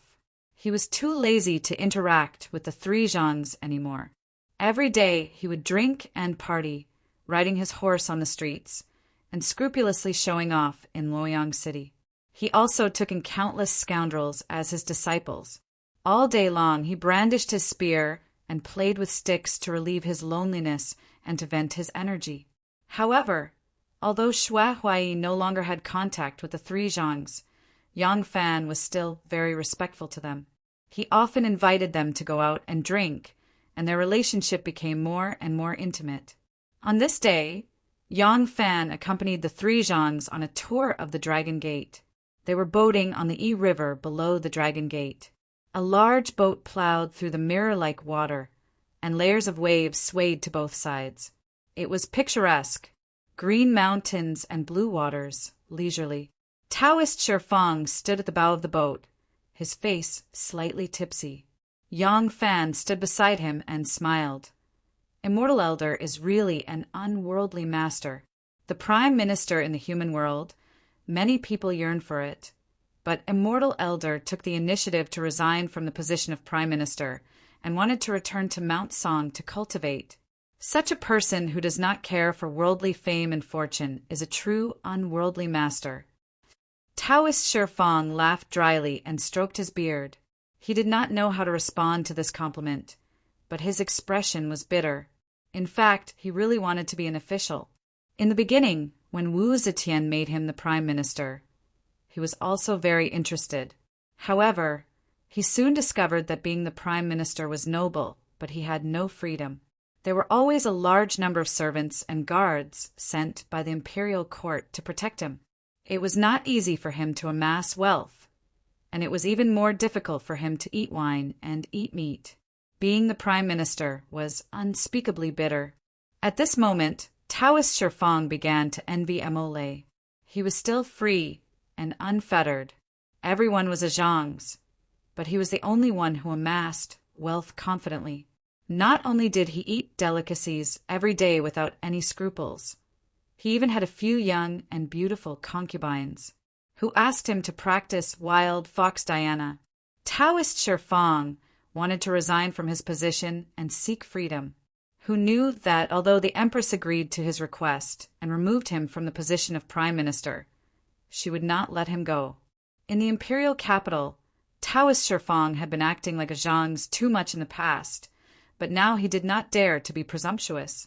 He could only watch Mo lay having beauties in his arms, drinking wine and eating meat while he pretended to be a spotless living immortal. Now that he heard Yang Fan's praise, Taoist Shifang knew that he was suffering and could only say bitterly, "Yes, although I am favored by His Majesty, I am just a Taoist from the mountains. I have always been like a wild crane, and it is inconvenient to stay here for a long time. Unfortunately, His Majesty is reluctant to let me leave. Now, I only find some fun when I tour the Dragon's Gate with you." Yang Fan glanced at him and said, "Although there are many natural treasures in the palace, if you want to help the saint concoct the longevity pill, the herbs in the palace are probably not enough. Why don't you ask the saint for permission to look for herbs outside? Once you are away from the emperor with your identity, you can do whatever you want." Which local official would dare to say anything? Taoist Shifang's eyes lit up when he heard this. He was immediately moved and said hesitantly, "Is this feasible?" Yang Fan said with a smile, "Why wouldn't the saint be willing to find herbs for the saint?" "Yes, what Erlang said makes a lot of sense." Taoist Shifang nodded and thought excitedly, "There is Kunlun in the west, which is the legendary fairy mountain. But the west is too bitter and there is a war, so I can't go there. Not to mention the north, it is a vast desert grassland. How can I indulge in debauchery? The east, there is a legend that there is a fairy mountain in the east, but there are strong winds and waves on the sea. Once something happens, I will come back. So I can only go to the south." Thinking of this, Taoist Shifang stroked his beard and said, "Erlang is right. The pills I concoct are indeed lacking a few main herbs, so I want to go to Lingnan to pick them. But if I leave the capital, His Majesty will definitely send people to follow me. The officials are too vulgar and I don't like it. Besides, I will still lose my freedom if I travel with them." Yang Fan said with a smile, "What's so difficult about it? The biggest herb merchant in the two capitals is Jichuan Hall. Can't the Immortal ask for permission and let them help? Immortal is the imperial envoy, so the local officials will certainly make things convenient for you. With the Immortal's help, the business of Jichuan Hall can also be greatly facilitated. It is a win-win situation, so I think they will be willing to be used by the Immortal." Taoist Shifang was like a bird in a cage, looking forward to flying out and having a good time. When he heard this, he couldn't help but be overjoyed and said repeatedly, "Yes, yes, Erlang's words really woke me up. When I return to the capital, I will ask the emperor for permission to go to Lingnan." Yang Fan smiled and looked at the water in front of him. The sparkling water seemed to be plowed by his gaze and was quickly separating into two sides, layer by layer, and swinging to the shore. Jichuan Hall was the first name on the 3 pages that Zhao Yu asked him to write down. If he wanted to open the heavenly robe, he didn't need a seam. Just a thread would be enough. Chapter 486. In the governor's office of Guangzhou, Guangzhou's Governor Huang Shishin sat at the head of the table with an ugly expression. "Lieutenant Wan, those vagrants have always been peaceful in Lingnan. After they were sent to Lingnan, they settled in a few designated places and never caused trouble. Lieutenant Wan came all the way from Luojing. You must have heard some rumors." "Governor Huang." Wan Guojun was smiling, but it was a horrifying smile. Even Governor Huang Shishin, a powerful man, couldn't help but feel a chill when he saw Wan Guojun's dignified smile. Does Governor Huang dare to give them this guarantee? Haha, as long as you say that they have no grudges against the court and will never rebel, then I will leave immediately and never mention this matter. How about it? Wan Guojun's Words silenced Huang Shirshin. He didn't dare to speak. Rebellion was a crime punishable by death. Who would dare make this guarantee? Why would he risk his life for the family of a group of criminal officials when he was still the governor of the empire? Transportation was inconvenient in this era, so the local people wouldn't know the situation in the capital so quickly. Guangzhou was even more remote and knew even less. Moreover, rebellion was a sensitive topic. Even if Huang Shirshin knew the power of the censorate was not what it used to be, he wouldn't dare challenge Wan Guojun. Wan Guojun sneered. Substitute warrior Liu. This saying has been circulating in Lingnan for a long time. Governor Huang, as a high-ranking official, you have responsibilities. Haven't you heard of this? Of course Huang Shirshin had heard of it, but this rumor was new. It had only spread among the people when Wan Guojun arrived at Lingnan. It hadn't been that long. But what could Huang Shirshin say? He could only remain silent. Wan Guojun said coldly, "Lu means vagrant." It was obviously referring to these vagrants. Many members of the imperial family of the previous dynasty had wandered to Lingnan. Now that such a folk song was being spread in Lingnan, the intention was obvious. The imperial court attached great importance to this matter. This time, I, the deputy prime minister, spared no effort to come to Lingnan to investigate this matter. I wonder who's so bold as to fabricate such bewitching words in order to incite the people of Lingnan to rebel. If something really goes wrong here, I'm afraid you, Governor Huang, will have a hard time absolve yourself from the blame. Huang Shirshin's heart trembled, and he could only answer against his will. Huang Shirshin is loyal to the imperial court, and heaven and earth can bear witness to this. Since Middle Minister Wan has come to investigate this matter, I will do my best to cooperate with Middle Minister. Wan Guojun smiled contentedly and said, "Good. Governor Huang, please sign the warrant. The mountains and rivers of Lingnan are inhospitable. Bandits run amok, and there are people with evil intentions. Whether I want to investigate the case or protect myself, I can't do without Governor Huang's help." Huang Shirshin had no choice but to pick up a brush and write down an order to mobilize troops. After he was done, he took out his martial seal and solemnly stamped it. He said to Wan Guojun, "Now that there are no refugees causing trouble and no foreign enemies invading, although I am the governor of a district, the number of troops I can mobilize is also very limited. Now I can only use a regiment of troops to listen to Lieutenant Wan's orders. Is that okay?" Wan Guojun laughed, and the frost on his face disappeared. He said with a face full of joy, "A regiment of troops is enough. Since Governor Huang is so cooperative when I return to the imperial court to report on my work, I will definitely report your loyalty to the sage." He reached out to take the transfer order and looked at the bright red governor's martial seal on it. The corner of his mouth revealed a trace of a ferocious smile, and that smile made people shudder. Zhujiang, Yushan County Government. The county magistrate, Hu Shuyao, stood sideways to the side. Wan Guojun sat on the main seat with a gloomy expression. The main hall and the open space outside the main hall were filled with people who were summoned to the county government. These people were dressed in rags, and there were men and women, old and young. There were even women holding babies in their arms. Looking at their behavior and complexion, they did not look like beggars, nor did they look like ordinary people. These people were the descendants of Li Tang's imperial family, and the families of the civil and military officials who had been exiled to Lingnan before and after Wu Zetian's ascension to the throne. There were not many direct descendants of Li Shimin left, but the imperial family of Li Tang still had many princes, dukes, and their families who had their titles reduced by one rank. It was still a large group. Wan Guojun asked County Magistrate, who coldly, "Is everyone here?" County Magistrate, who turned his head and whispered a few words to the registrar, who was holding the name list. Then he cupped his hands to Wan Guojun and said, "Reporting to Deputy Prime Minister, The total number of exiled people in the 3 villages at the foot of Yushan is 317 men and women, old and young. Not a single one is missing. They are all here. Good. Wan Guojun slowly stood up and looked at the exiled people standing in the main hall.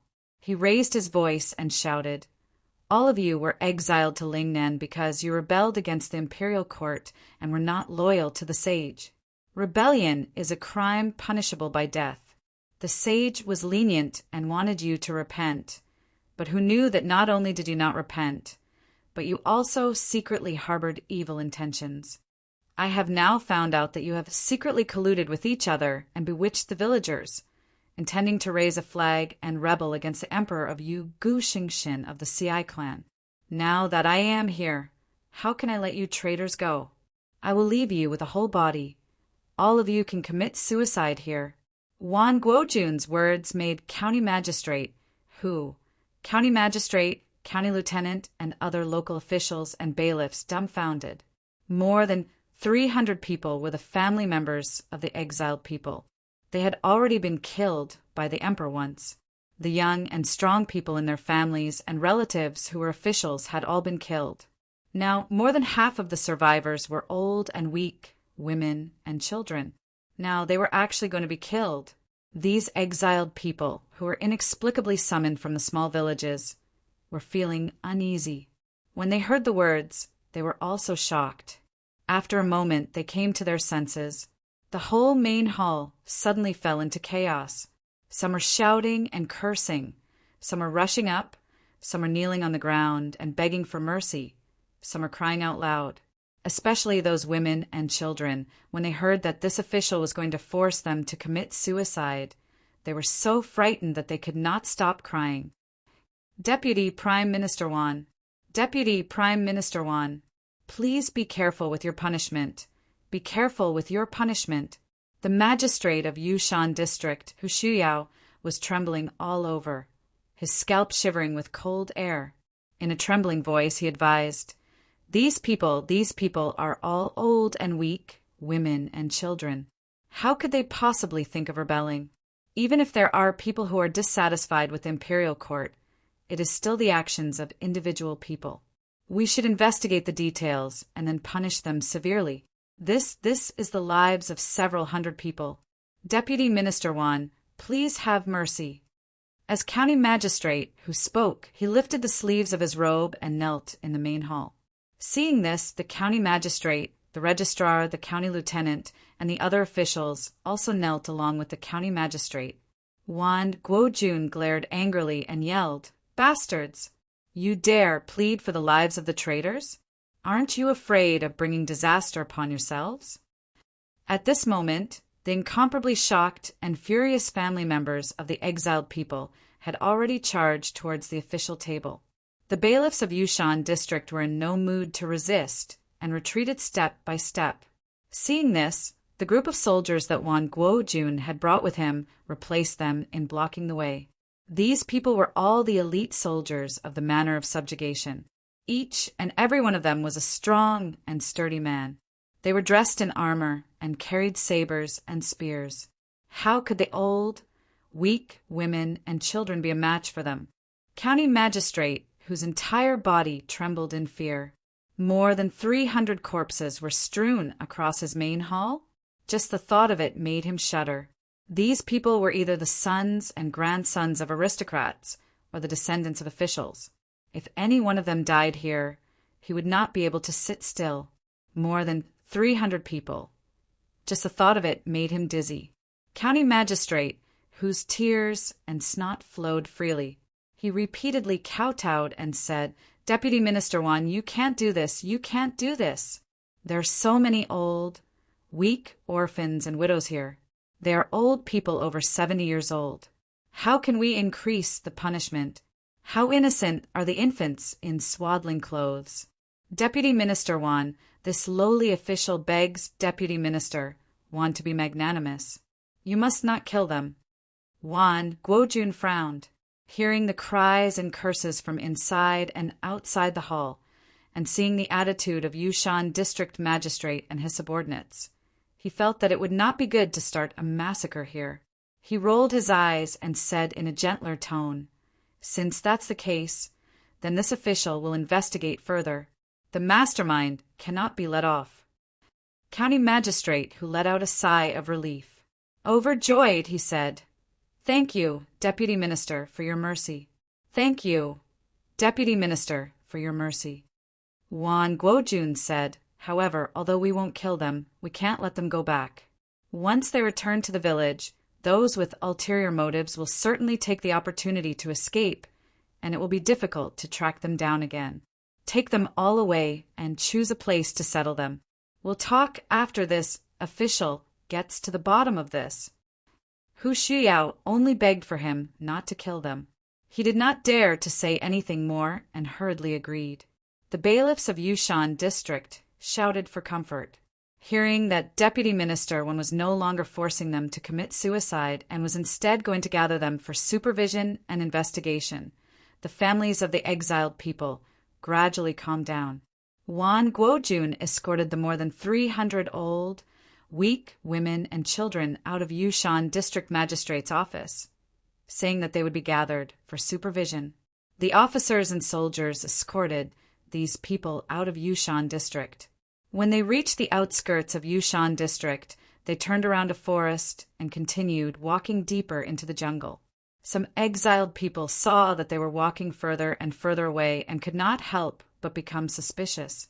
They didn't want to go any further. They pushed out a few highly respected elders and negotiated with Juan Guojun. "Where is Juan Guojun taking us? We have no intention of rebelling, so we're willing to accept the investigation to prove our innocence. However, Deputy Minister Wan, please tell us clearly where you're going to place us." Juan Guojun saw that this place was hidden behind a forest, and there was a large river next to it. Since there was no one watching, and he did not have to worry about these exiled people's families escaping, his expression immediately changed. He pulled on the reins of his horse and slowly turned it around. In a stern voice, he shouted, "The exiled people of Lingnan are plotting treason. They deserve to be executed. Li Piaoling, behead them all. Leave no one alive." When the exiled people heard this, they realized that they had fallen into his trap. Immediately, sounds of begging, crying, complaining, and cursing could be heard. A few elders were shocked and angry at the same time. They rushed to the front of Juan Guojun's horse. Juan Guojun waved his hand and shouted, "What are you waiting for? Kill them." The commander that Guangzhou Governor Huang Shishin sent to Juan Guojun was a brigade commander named Li Piaoling. There were many barbarian tribes in Lingnan, and their people were tough. Every time there was a conflict, Governor Huang would often send this person to clean up and suppress them. This person was cruel and merciless, and he was one of Huang Shishin's generals. Huang Shishin did not dare to be perfunctory with Juan Guojun, so he specially sent this person to listen to Juan Guojun's orders. When Li Piaoling saw Juan Guojun's ruthless expression, he also felt a chill in his heart. He immediately pulled out his saber and shouted, "Kill!" Li Piaoling chopped down with a saber, and a gray-haired old man who rushed forward was cut in half. Blood splashed on his head and face, and the smell of blood filled Li Piaoling's chest. He shouted ferociously, "Kill them!" 300 soldiers pulled out their sabers and spears, and the old and weak people were no match for them. For a moment, an inhumane massacre began in broad daylight. A mother hugged her daughter and used her body to block him. The soldier, who was in a killing frenzy, swung his saber and chopped off her head and half of her shoulder. The saber flashed again, and the girl's head also flew up. Before it fell to the ground, it was kicked far away by the soldier. A gray-haired old man opened his arms in vain to protect his only grandson. A red, tasseled spear, as thick as a goose's egg, fiercely stabbed at him. The spear pierced through his belly, and the sharp tip penetrated the child's neck, stringing the grandfather and grandson together. A young woman, with a baby in her arms, was crying and running away. When she had nowhere to run, she fell to her knees and kowtowed to the approaching soldiers, begging for mercy. When the soldier saw that she was a pretty girl, an evil thought arose in his mind. He snatched the baby from the woman's arms and heavily stepped on the baby's head with a leather boot that was 3 times bigger than the baby's head. The little head was stepped into the ground, and the brain and blood flowed out. Then, with a ferocious smile, he pounced on the woman and tore off her clothes. The rags flew up like butterflies, and the crying woman was soon stripped naked like a white sheep. The soldier pounced on her, and under the watchful eyes of the crowd, he began to shake his body in an ugly manner. The bloody massacre evoked the cruelest animal nature in the soldiers' hearts. In this environment where there was no discipline or legal sanction, the ugliness in their hearts was magnified infinitely. These soldiers, supported by the people, had become a group of beasts, and they bullied the old and weak, women and children at will. They killed and raped them, and there was nothing they wouldn't do. When Yushan County Magistrate Hu Shuyao heard the news and rushed over, it was almost dusk. He rode a fast horse, and as soon as he circled the forest, he saw the hellish scene in front of him. His body went limp, and he slid off his horse. "Duke Ming, be careful!" Seeing this, the Yushan County Lieutenant hurriedly slid off his horse and reached out to help him. County Magistrate, who didn't raise his head, he stared fixedly at a 5-leaf grass in front of him. There were a few sparkling and translucent beads of blood on the grass. Under the setting sun, they looked like sparkling and translucent amber. Because of the gentle breeze, they flowed gently on the grass. Suddenly, one of the leaves sank, and a bead of blood slid down, landing right on his face. County Magistrate, who screamed in fright. The Yushan County Lieutenant was in charge of arresting thieves, so he was braver than County Magistrate Hu. He sighed and didn't continue to help the frightened County Magistrate. He just narrowed his eyes and looked at the scene of the massacre in front of him. The ground was covered with corpses and blood. None of the corpses were complete. There were only a few naked corpses of women. They were probably for the soldiers to satisfy their bestial desires, so they hadn't been chopped into pieces. They had only been stabbed in the heart and died. They lay there facing the sky. Even though they were completely naked and their private parts were exposed to the setting sun, none of them felt ashamed to cover themselves. Only their eyes, which couldn't be closed, stared fixedly at the sky as if they were complaining to the heavens about something. The county lieutenant's hands were stained with human lives when he arrested criminals, but when he saw the scene in front of him, his legs couldn't help but tremble, and he almost fell to his knees. The Yushan County Magistrate, whose face was as pale as a ghost, came over and said timidly, "Duke Ming, Duke Ming!" County Magistrate, who lay on the ground as if he hadn't heard him at all. In the grass 2 feet in front of him, the head of a young girl lay there quietly. There seemed to be a trace of fear and doubt in her eyes, but there was no longer any life in them. Looking at the head, County Magistrate, who pounded the ground as if he were crying, Why, they're just harmless old, weak women and children. They've long lost their original honor and status. They've been sent here as criminals to do the heaviest work and have the lowest status. They lack clothes and food. It's already a blessing that they're still alive. Why must they die? Chapter 487. Outside the Ding Ding Gate, Jichuan Hall's fleet of carriages was majestic. There were about 40 to 50 of them. The carriages were 2-wheeled, long-distance carriages. The horses pulling the carriages were all strong and shiny horses of 3 or 4 years old. The carriages had the banner of Jichuan Hall on them. No one dared to stop them from entering or leaving the Ding Ding Gate. This was because the carriages were not only merchants, but also imperial envoys of the emperor. The first carriage had the dragon flag of the emperor. Taoist Shifeng asked Wu Zetian for permission to go to the south of the mountains to search for herbs. When Wu Zetian heard this, she happily agreed and immediately gave Taoist Shifeng the position of an imperial envoy. She also gave him an imperial edict, ordering the officials along the way to provide him with all sorts of conveniences. Taoist Shifeng took the opportunity to say that the officials did not understand herbs and did not know the geographical distribution and growth of herbs in Lingnan. He hoped that Jichuan Hall, the largest pharmacy in the two capitals, could help. Wu Zetian naturally agreed to this request. Thus, Jichuan Hall became an imperial envoy. The status of the merchants was not high, although most of the famous merchants had backers, and the Jichuan Hall, which had gathered the most famous doctors among the common people, was acquainted with too many powerful and wealthy families. However, it was not a bad thing to curry favor with an influential person. Nowadays, the three immortal masters were quite influential figures in front of the emperor. Helping the imperial envoy to Lingnan to gather medicinal herbs could not only gain the favor of Taoist priest Sifang and form a relationship with this important person, but they could also make use of Taoist priest Sifang's identity as the imperial envoy to provide a lot of convenience to their business in Lingnan. The two sides hit it off. This time, the number of carriages of Jichuan Hall heading south was more than double that of usual. There were many people who went to the Ten-Li Pavilion to see Taoist Shifang off. Wu Sanxi, Wu Qingxi, Marquis Luan, officials of the Imperial Physician Bureau, relatives of the emperor, meritorious generals, and meritorious officials. It happened that there was no court meeting today, so everyone who could come came.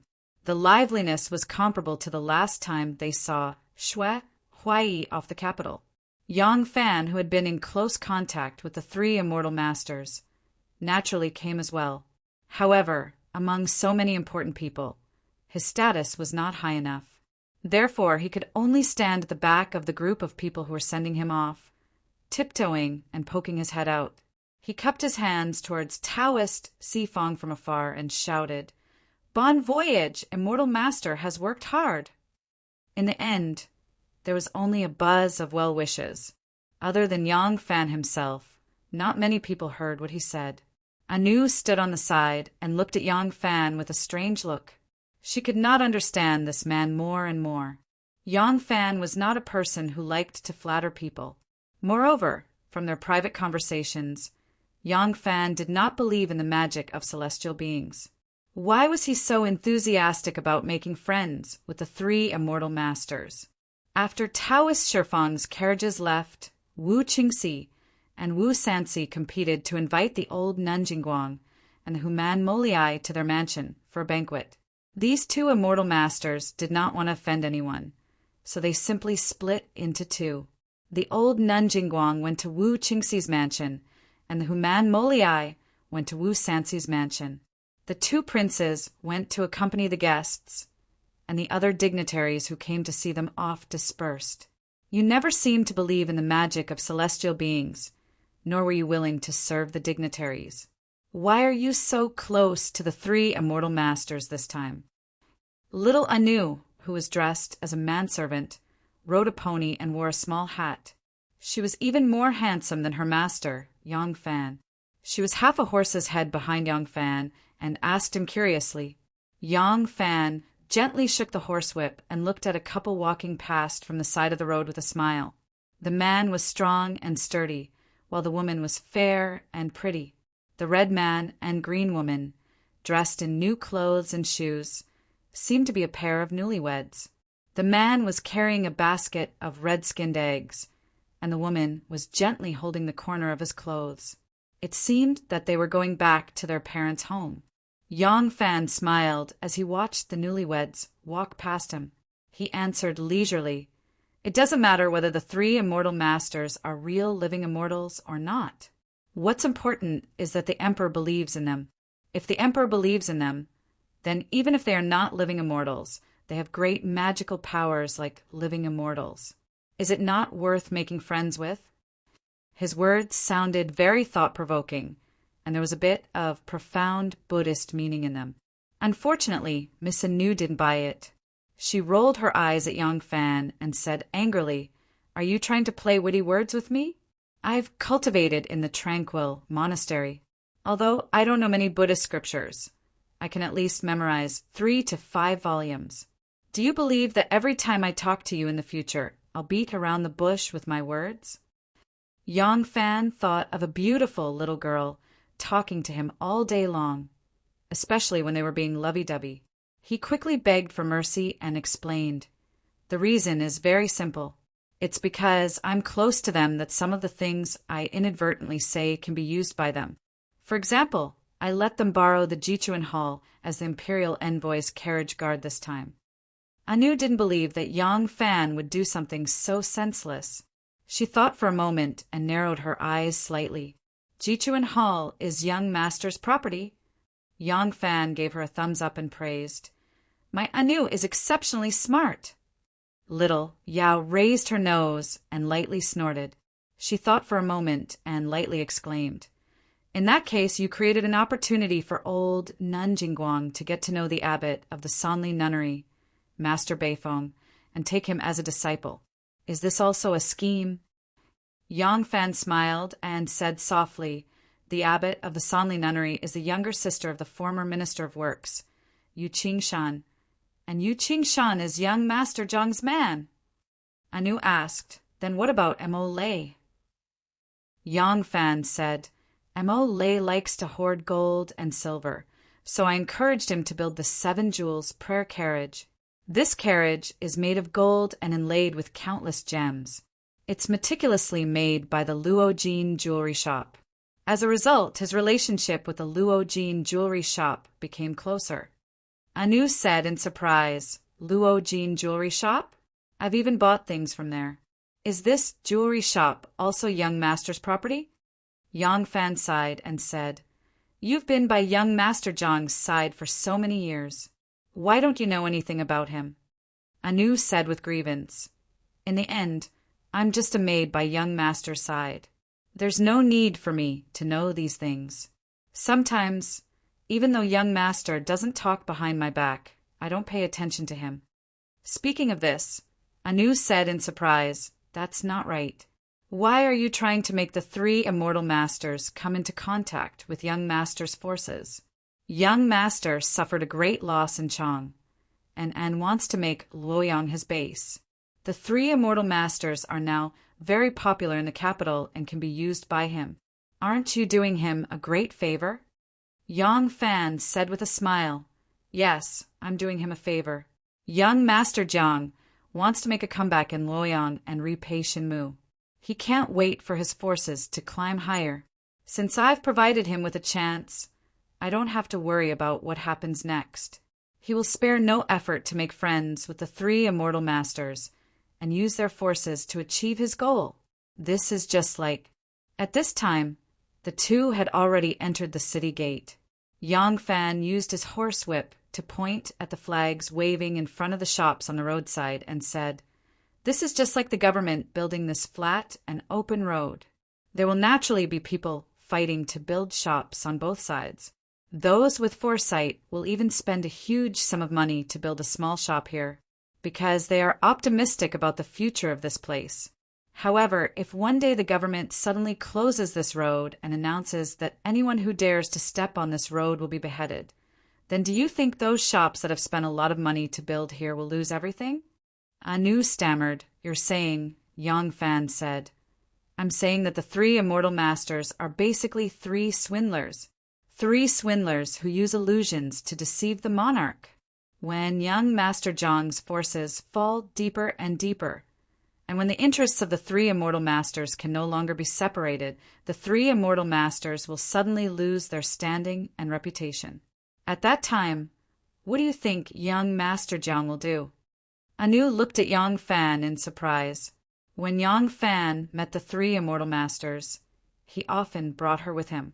These things were all carried out in front of her eyes.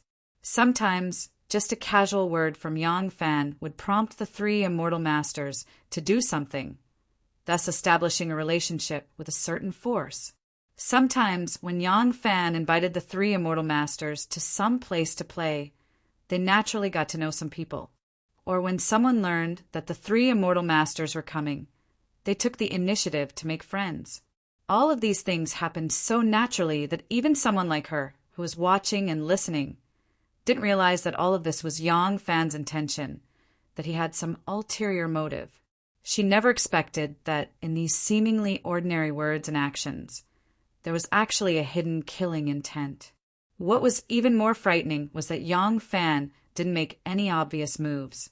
He only talked and laughed to give some inspiration, or to create an opportunity for the three immortal masters and young Master Zhang's forces to get to know each other. What happened next didn't require Yang Fan to say or do anything. The forces on young Master Zhang's side were like flies that had seen blood. They immediately took the initiative to contact the three immortal masters. In this whole incident, there was no trace of Yang Fan's handiwork. If it was the Yang Fan that she first met, he definitely wouldn't have this kind of skill. After several years in the officialdom, Yang Fan's shrewdness had become deeper and deeper, and his scheming methods had become more and more outstanding. A new side with admiration and awe, but there was a little less joy. Of course, she hoped that her man was wise and intelligent, but for some reason, when she looked at this Yang Fan who could kill people without a trace while talking and laughing, she couldn't help but miss the Yang Fan of the past. At that time, Yang Fan was young and hot-blooded. He was impulsive. Perhaps his methods weren't as brilliant as they were now, but she liked him. She didn't want Yang Fan to become someone like young Master Jiang or Shinmu. At this time, dozens of fast horses suddenly galloped along Dingding Avenue. They saw many carriages of nobles and nobles, with official banners flying in from outside the city gate. They didn't slow down at all. The black-clothed official at the front raised his horsewhip and shouted, "The imperial censor has been ordered to leave the capital. Everyone retreat." Yang Fan reined in his horse and looked over. He saw a group of officials escorting several imperial censors. Among them were Huang Jingrong, Wu Rang, Zhao Jiulong, Lu Guangye, Wang Desho, and a few others. He recognized all of them. These people did not look sideways. They whipped their horses and hurriedly galloped down the street. Their usual low-key demeanor was completely different. Yang Fan frowned. A feeling of unease suddenly welled up in his heart. Chapter 488. Yang Fan could not be clearer about this group of ruffian-born, ruthless officials of the imperial censorate. These days they had been living with their tails between their legs and did not have any arrogance to speak of. For them to suddenly act so arrogantly, they must have something to rely on. Then, what is it that they are relying on? Has something happened that he is unaware of? The more Yang Fan thought about it, the more uneasy he became. He immediately said to Anu, "Let's go faster. We must return to the Ministry of Justice immediately." Before he finished his sentence, Yang Fan had already galloped away. Anu immediately chased after him. Yang Fan galloped back to the Ministry of Justice. He threw the horse to Anu and immediately rushed to the Ministry of Justice. Even if an official wanted to leave the capital, other than official documents, they must also have a travel permit. The travel permit is issued by the Ministry of Justice's Ministry of Justice. He wanted to find out the movements of the group of people of the imperial censorate when they left the capital. When Yen Xiaojun saw that Yang Fan had arrived, he immediately welcomed him with a face full of smiles. He laughed and said, "Yang Longzhong, why are you here at this hour? Is there anything that I can help you with?"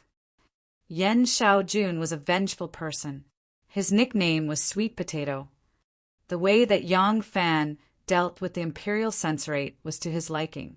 In addition, the Ministry of Justice was the head of the Ministry of Justice's 4 departments.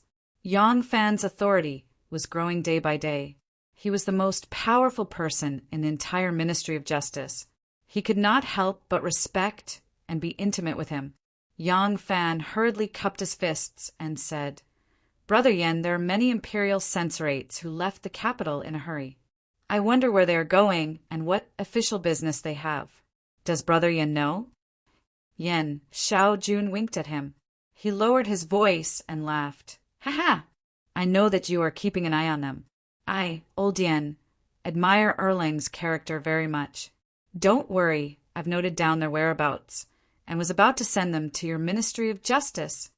Yen Xiaojun led Yang Fan back to the desk and picked up a dossier. Casually flipping through it, she took out a slip of paper and passed it to Yang Fan. Sure enough, the whereabouts of the imperial censors were clearly written on it. Yang Fan hurriedly skimmed through it. The imperial censor's destinations were all over the place. Yunnan, Shu, Guizhou, Sichuan, Guangxi, and especially Lingnan's 6 paths, Yang Fan asked in amazement. What happened that caused the censorate to come out in full force? I did not ask about that, Yin Xiaojun said. They were urging me very urgently, but because I have the imperial edict in my hand, I did not want to obstruct them. He only heard that it was closely related to the drifting people. Oh, by the way, you can go to Old Sun's place and have a look. His office is responsible for managing all the captives, slaves, and exiled officials and their families. I heard that the imperial censorate has just handed over a list of names to him and even took away a few lists from him. Hearing this, Yang Fan hastily expressed his gratitude to Yin Xiaojun and hurriedly left for the imperial censorate. Imperial Censorate's son, Yushuan's nickname, was difficult to write. This man came from a scholarly background, and the law was not his forte. He had been an official for many years, but he did not make the slightest progress. He always had a bellyful of difficulties when handling official documents and did not know how to write. At this moment, there was a lot of documents on his desk, piled up into 4 piles, as high as a mountain. Imperial Censorate's son was buried in the documents, one hand holding a pen, the other hand holding his forehead. He was frowning in distress. Yang Fan hurriedly rushed over, cupped his fists, and said, Sun Xiong, did someone from the Imperial Censorate come today? What did they come for? Sun Yushuan looked up and saw Yang Fan had come. He quickly stood up and said, Erling is here. Sit, sit, sit. I have too much official business here. The Imperial Censorate did hand over an official document, but I have not had time to look at it. As Sun Yushuan said this, he rummaged through the pile of documents, took out a document, and handed it to Yang Fan. He said, Erlang, please take a look. This is the document. Did something happen? Yang Fan took the document handed over by the Imperial Censorate. After only a few glances, his face suddenly changed, and his hands involuntarily began to tremble. Sun Yushuan worriedly said, Erlang, what's wrong with you? Why do you look like you have a fever? Do you need to find a doctor? Yang Fan separated his hands, and the document shattered into pieces. Yang Fan heavily punched the table and shouted, Wan Guojun, you deserve to die! With a loud bang, a sturdy pearwood table was smashed into pieces by Yang Fan's fist. The table that was piled up like a mountain suddenly collapsed. Sun Yushuan was so scared that he staggered back and stammered, Erlang, what's wrong with you? Yang Fan's face was red, and his breathing was rapid. Even his eyes were red, and his iron fists were clenched so tightly that they made cracking sounds. Sun Yushuan was so frightened that he repeatedly retreated, and his heel tripped on the collapsed table. He fell on his butt and was buried in the pile of documents. This friend's desk was really full of documents. Sun Yushuan hurriedly pushed the table away and poked his head out. He saw a few scribes rushing in after hearing the noise, and they were looking around curiously. But Yang Fan was long gone. Doctor! As soon as she returned to the Ministry of Justice, Anu became a competent servant again, and her voice was a little rough. When she saw Yang Fan rushing out of the yamen, she immediately went to greet him. Who would have thought that Yang Fan did not even pay attention to her, and rushed past her in a flash? Looking at his fiery appearance, he was like an angry bull, or more accurately, a crazy bull. Anu cried out in shock, Doctor, what's wrong with you? Where are you going? Yang Fan hurriedly replied, I'm going to the stables. You don't need to follow me. Then he disappeared without a trace. Anu was not at ease and rushed to the stables. She saw that the side door was wide open, and Yang Fan whipped the horse. The horse's 4 hooves flew, and in an instant it disappeared out of the door. Anu stood there in a daze and looked at the shaking door. She began to miss the mature Yang Fan who was talking and killing people on the streets of Luoyang, and who had the pearl of wisdom in his hands. Sometimes a woman's mind was really hard to guess. Yang Fan whipped again and again, and the horse under his crotch was like an arrow released from a bow. Fortunately, this was within the boundaries of the imperial city, and there were no commoners walking in this area, and there were also no peddlers in the shops and alleys. Otherwise, with his speed, even if it was on the 500 feet wide Ding-Ding Street, he would inevitably bump into people. 317 people, 123 men, 194 women, 29 elders over 70 years old, and 92 children under 10 years old. Among them, there were 2 infants in swaddling clothes who had just been registered. Every number, every life, was like a needle, needle by needle, piercing Yang Fan's heart, riddling it with holes and dripping with blood. The official document handed over by the censorate was very simple. It only listed those people's age, name, place of origin, and identity, so that the Ministry of Justice could write these people off and put them on the death list. What was written in the official document was how these people incited the ignorant commoners of Lingnan to deliberately rebel, and how they used their status as members of Li Tang's imperial family to stir up trouble. But it was precisely those simple and emotionless descriptions of the numbers that were covered up by their simple words that transformed into a haunting and tragic scene in Yang Fan's mind. After he had avenged his family, he had thought that the scene that had become a nightmare in his heart since his childhood would never appear again. But now he clearly saw it again. He saw the village on fire, saw the mutilated corpses, heard the mournful cries of despair, and saw the heads flying into the air with hot blood in their veins. When he saw the official document handed over by the censorate, he understood why the censorate, who had been pretending to be obedient dogs with their tails between their legs, were once again flaunting their strength. He also understood the true reason for the tragedy in Yushan County. The censorate had no way out and was driven to desperate action. They did not hesitate to use such a method that if they failed, they would be consigned to eternal damnation, to create the illusion that there are traitors everywhere and that the throne of the Empress was not secure. Only in this way would the Empress feel their importance and protect them. Only then would she not allow the officials to suppress them because they were still useful. Yang Fan felt that this was his fault. If he had not pressured the censorate too much, perhaps these cruel officials would not have carried out such a heartless massacre on the families of the already harmless refugees. He felt that this was also Li Zhaoda's fault. If this arrogant and conceited prime minister had not been too headstrong and allowed these mad dogs to leave the capital, how could they have had the opportunity to inflict their sharp fangs on the defenseless and defenseless women, children, and the elderly? All kinds of scenes rotated in his mind like a merry-go-round. A pair of sunken eyes, a hawk nose, a grim face, a pair of thin and cold lips opened and closed, causing 2 deep wrinkles to twist. A fierce and gloomy voice echoed in Yang Fan's ears. Kill! Kill them all! Don't let a single one go! That face suddenly turned into Wan Guojun, then into Zhao Julong, then into Wang Desho. The censorate came out in full force, separately rushing towards the Jian, Shu, Qian, Chuan, Gui, and Lingnan 6 paths. In other words, the souls of Yushan that had already been tortured had not yet dispersed, and there would be more people to suffer. The censorate had released a group of man-eating demons. Yang Fan whipped his horse as if it was flying, rushing towards Li Zhaoda's house. There was no court meeting today, and the officials were still working. However, because most of the prime ministers were old, other than the prime minister on duty, the other prime ministers could rest at home for a day like the Empress. On the road ahead, a luxurious light carriage sped towards them. There were more than 10 black-robed guards accompanying the carriage. Princess, it's Yang Longzhong. The coachman saw a flying horse from afar. He squinted his eyes and immediately called out. With a schwa sound, the curtain of the carriage was lifted, revealing a naturally charming and beautiful face.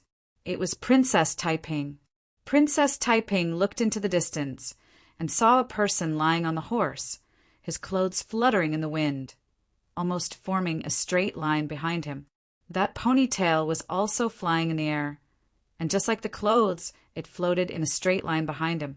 His entire person formed a very powerful image that was moving forward. The red mane of the purplish-red horse flew, like fire, covering the rider's face. However, as the face got closer, it became clearer and clearer. It was indeed Yang Fan. Erlang is really angry. Fortunately, I came in time. Princess Taiping heaved a long sigh of relief and shouted in a stern voice, "Quickly stop Yang Fan for me!"